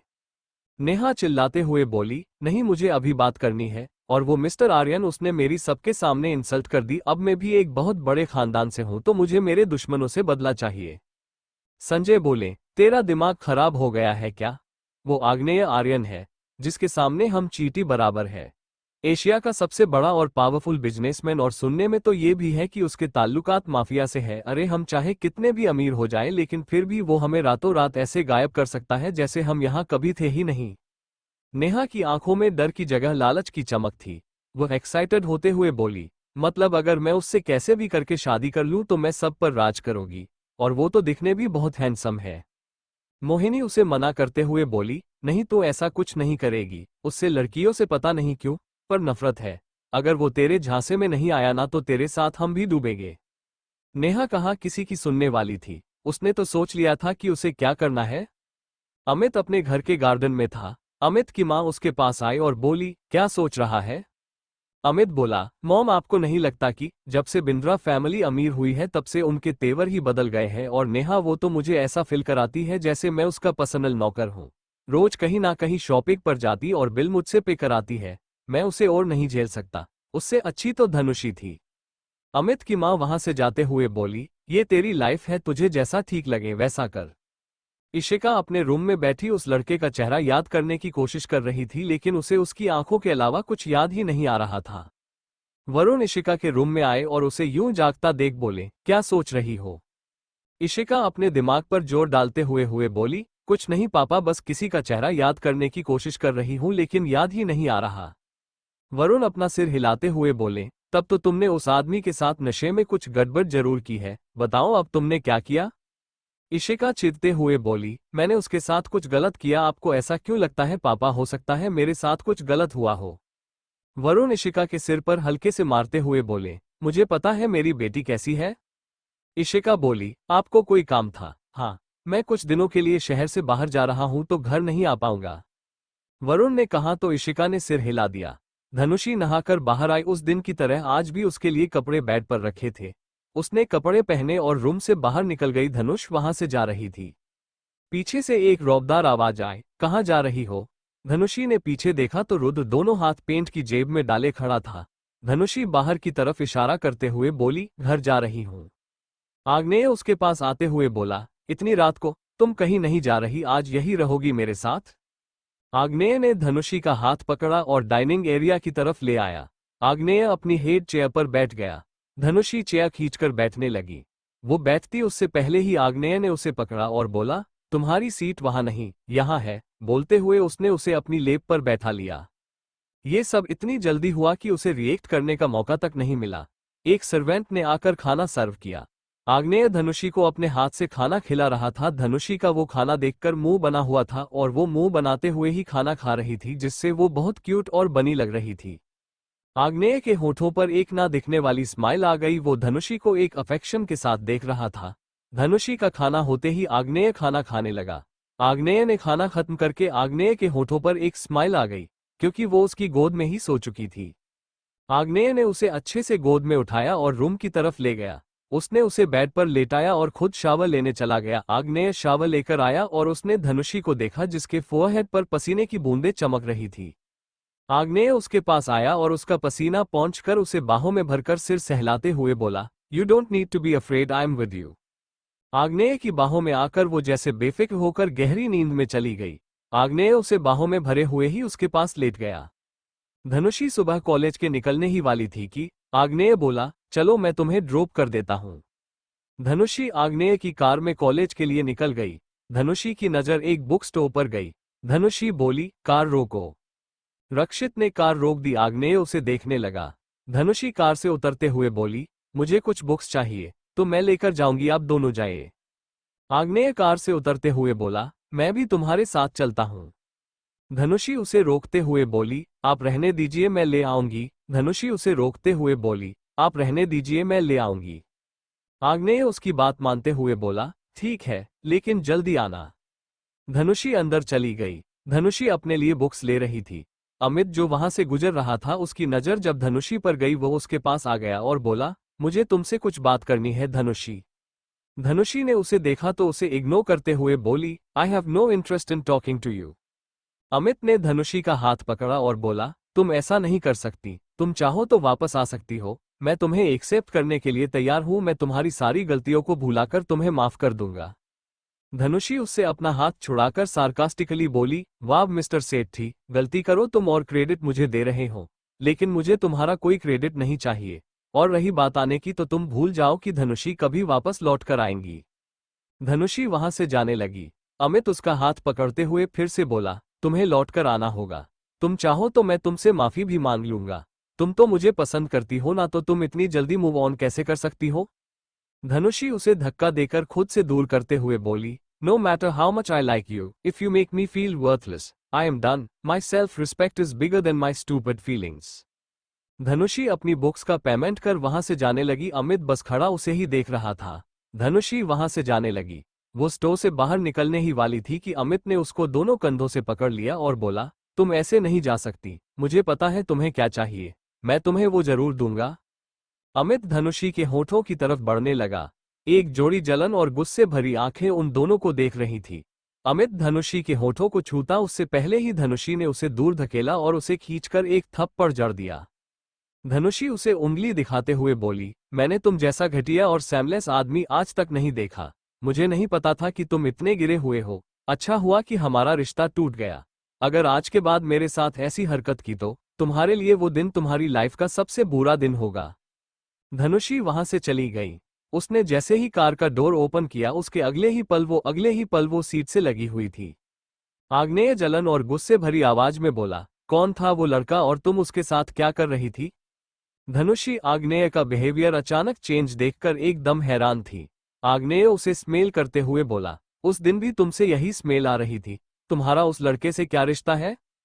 आग्नेय ने अभी तक धनुषी की कोई इन्फॉर्मेशन नहीं निकलवाई थी, इसलिए उसे धनुषी के बारे में कुछ नहीं पता था। धनुषी हकलाते हुए बोलने की कोशिश करते हुए बोली, वो बोला। आग्नेय दांत पिसते हुए बोला, मैंने तुमसे पहले भी कहा था और आज फिर से कह रहा हूं, अगर तुम मुझे अगली बार किसी लड़के के साथ दिखी तो वो दिन तुम्हारी लाइफ का सबसे बुरा दिन होगा, इतना बुरा कि तुम सोच नहीं सकती। आग्नेय ने धनुषी के होठों को अपने होठों में कैद कर लिया और उसे रफली किस करने लगा। धनुषी उससे छुटने के लिए लगातार उसकी चेस्ट पर मार रही थी, लेकिन आग्नेय को तो कोई फर्क ही नहीं पड़ रहा था। आग्नेय जैसे ही धनुषी से दूर हुआ वैसे ही धनुषी कार का डोर ओपन कर कार से भाग गई। आग्नेय उसे भागते देख गहरी आवाज में बोला, एक दिन तुम्हें मुझसे बार बार दूर भागना बहुत महंगा पड़ेगा, उस दिन तुम्हें अपने भागने पर अफसोस होगा। 2 दिन बाद कॉलेज में फंक्शन था, सारे बच्चे उसी की तैयारी में लगे थे। धनुषी भी अपनी प्रैक्टिस में लगी थी। एक लड़का वहां आया और धनुषी से बोला, धनुषी तुम्हें प्रोजेक्ट प्रणव बुला रहे हैं। इशिका धनुषी को देखते हुए बोली, तूने मेरे बिना कुछ किया है क्या? धनुषी ने नामे गर्दन हिला दी। इशिका बोली, तो फिर प्रोफेसर तुम्हें क्यों बुला रहे हैं? धनुषी अपना बैग उठाते हुए बोली, ये तो जाकर ही पता चलेगा। प्रणव अपने केबिन में बैठा था, उसके केबिन का डोर नॉक हुआ तो वह बोला, कम इन। धनुषी अंदर आई और बोली, आपने मुझे बुलाया प्रोफेसर? प्रणव ने उसे सीट ऑफर की और बोला, आओ धनुषी बैठो। धनुषी आकर सीट पर बैठ गई। प्रणव बोला, धनुषी तुम्हें सभी बच्चों से असाइनमेंट की नोटबुक लेनी है और ये भी चेक करना है कि कौन सा बच्चा फेस्ट में परफॉर्म करने वाला है। धनुषी बोली, सर क्या हम एक दूसरे को पर्सनली जानते हैं? प्रणव ने ना में सिर हिला दिया तो धनुषी बोली, जब हम एक दूसरे को पर्सनली नहीं जानते तो आप मुझे इतने कैजुअली धनुषी बुलाना बंद कीजिए। आप मुझे मिस धनुषी बोल सकते हैं। और रही बात नोटबुक और लिस्ट की, तो ये का क्लास प्रेसिडेंट का है ना कि मेरा, इसलिए मैं चलती हूँ। धनुषी वहां से चली गई। प्रणव उसे जाते देख स्माइल करते हुए बोला, I like your attitude miss Dhanushi. Rakshit Agneya के केबिन में आया और उसके सामने एक फाइल रखते हुए बोला, सर ये रही बिंद्रा फैमिली की इंफॉर्मेशन। आग्नेय ने फाइल उठाई और उसे बोलने का इशारा किया। रक्षित ने बोलना शुरू किया, संजय बिंद्रा और मोहिनी बिंद्रा दोनों हस्बैंड वाइफ हैं। 1 हफ्ते पहले ये दिवालिया होने वाले थे, लेकिन रातों रात ये ऐसे अमीर हो गए जैसे इनके हाथ कोई खजाना लगा हो। इनकी 2 बेटियां हैं, नेहा बिंद्रा और धनुषी बिंद्रा। रक्षित ध्यान से आग्नेय को देखने लगा। आग्नेय उस फाइल में धनुषी की फोटो और उसका नाम देखकर हैरान था। रक्षित ने बोलना जारी रखा, मोहिनी बिंद्रा और नेहा बिंद्रा ने की बार पैसों के लिए धनुषी बिंद्रा को इन्वेस्टर के पास भेजा है, लेकिन वो कैसे भी करके वहां से भाग जाती। उन्होंने इन्वेस्टमेंट के लिए बचपन में ही धनुषी की सगाई अमित सेठी के साथ क्या दी। अमित सेठी और नेहा बिंद्रा ने मिलकर धनुषी को धोखा दिया और उन्हें एक डील के चलते मिस्टर खान को बेच दिया, लेकिन वो वहां से भी भागकर किसी और रूम में चली गई। और बोलते बोलते रक्षित चुप हो गया और बोला, मतलब उस रात आप दोनों एक साथ थे और यही बात मुझे नहीं पता थी, और यही बात है कि आप उसके साथ हैं। आग्नेय का ध्यान तो अमित और धनुषी की फोटो पर था। उसका शरीर गुस्से से जल रहा था।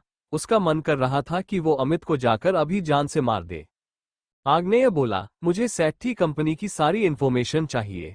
रक्षित बोला, उसके बारे में जानने लायक कुछ भी नहीं है, वो तो भगवान भरोसे चल रही है। हो सकता है वो बहुत जल्द बैंकरप्ट हो जाए।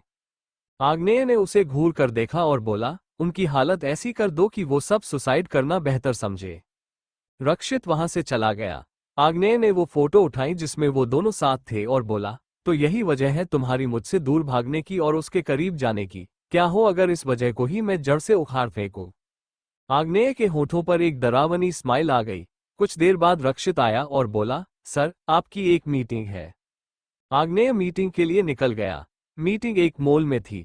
आग्नेय और रक्षित अंदर चले गए। मीटिंग टॉप फ्लोर पर थी। वो एक प्राइवेट रूम में गए। वहां कुछ फोन क्लाइंट बैठे थे। उन सबकी मीटिंग स्टार्ट हो गई। मीटिंग के बीच में आग्नेय को वहां एक रेड लाइट घूमती दिखी। आग्नेय ने अपनी गन निकाली और सामने वाली बिल्डिंग की तरफ शूट कर दिया। आग्नेय की नजरें और निशाना दोनों बहुत तेज थे। रक्षित को तो कुछ दिख भी नहीं रहा था वहां। रक्षित भागकर सामने वाली बिल्डिंग पर गया जहां एक आदमी मरा हुआ पड़ा था। वहीं पर एक पूरा सेटअप किया गया था जिसके निशाने पर आग्नेय था।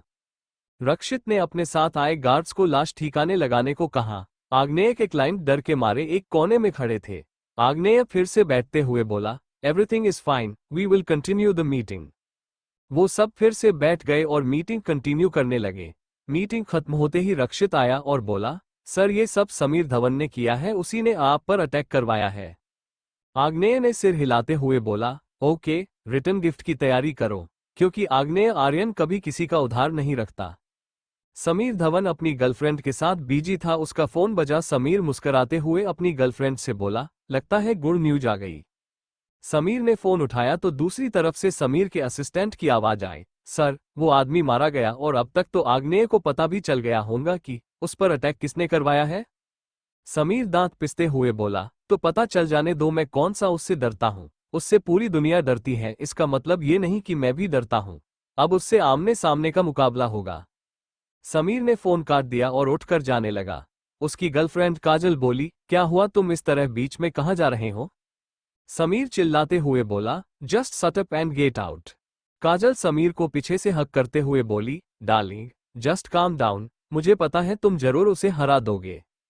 समीर काजल को धक्का देते हुए बोला, मैंने कहा जाओ यहां से। काजल समीर के धक्का देने से नीचे गिर गई।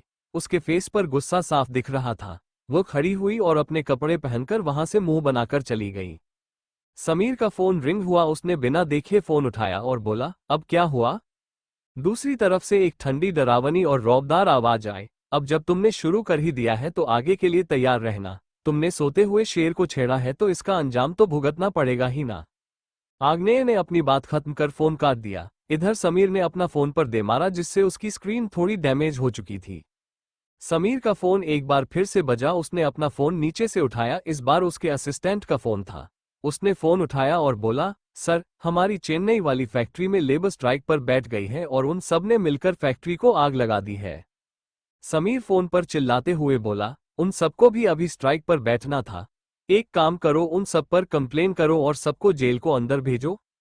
असिस्टेंट बोला, सर, हम ऐसा नहीं कर सकते। आप तो जानते ही हैं हमारी कंपनी में क्या होता है। अगर उसकी खबर बाहर चली गई तो हमारे लिए अच्छा नहीं होगा। समीर को समझ नहीं आ रहा था कि वो क्या करे, इसलिए वो बोला, मैं खुद वहां जाऊंगा। आग्नेय अपने स्टडी में बैठा था। उसके सामने रक्षित खड़ा था। आग्नेय बोला, मुझे धनुषी की बचपन से लेकर अब तक की सारी इन्फॉर्मेशन चाहिए, छोटी से छोटी और बड़ी से बड़ी। रक्षित वहां से जाने लगा। आग्नेय बोला, मैंने तुम्हें जो काम दिया था वो हो गया। रक्षित मुस्कुराते हुए बोला, जी बॉस, कल वो चेन्नई के लिए निकलने वाला है। आग्नेय के होठों पर एक डेविल स्माइल थी। इशिका ने रेस्टोरेंट में कॉफी ऑर्डर किया। उसके पास आकर एक लड़का खड़ा हुआ जिसके फेस पर मास्क था। उसने भी वही कॉफी ऑर्डर की। उस लड़के की आवाज सुनकर इशिका ने उसकी तरफ देखा, लेकिन मास्क लगे होने की वजह से वो सिर्फ उसकी आंखें ही देख पा रही थी। उसकी आंखें ब्राउन कलर की बहुत सुंदर आंखें थी। इशिका उसकी तरफ उंगली पॉइंट करते हुए बोली, क्या हम पहले कभी मिले हैं। उस लड़के ने इशिका की तरफ देखा और उसे इग्नोर कर दिया। इशिका उस लड़के के चेहरे के सामने अपना चेहरा लेकर गई और उसकी आंखें देखने की कोशिश करने लगी।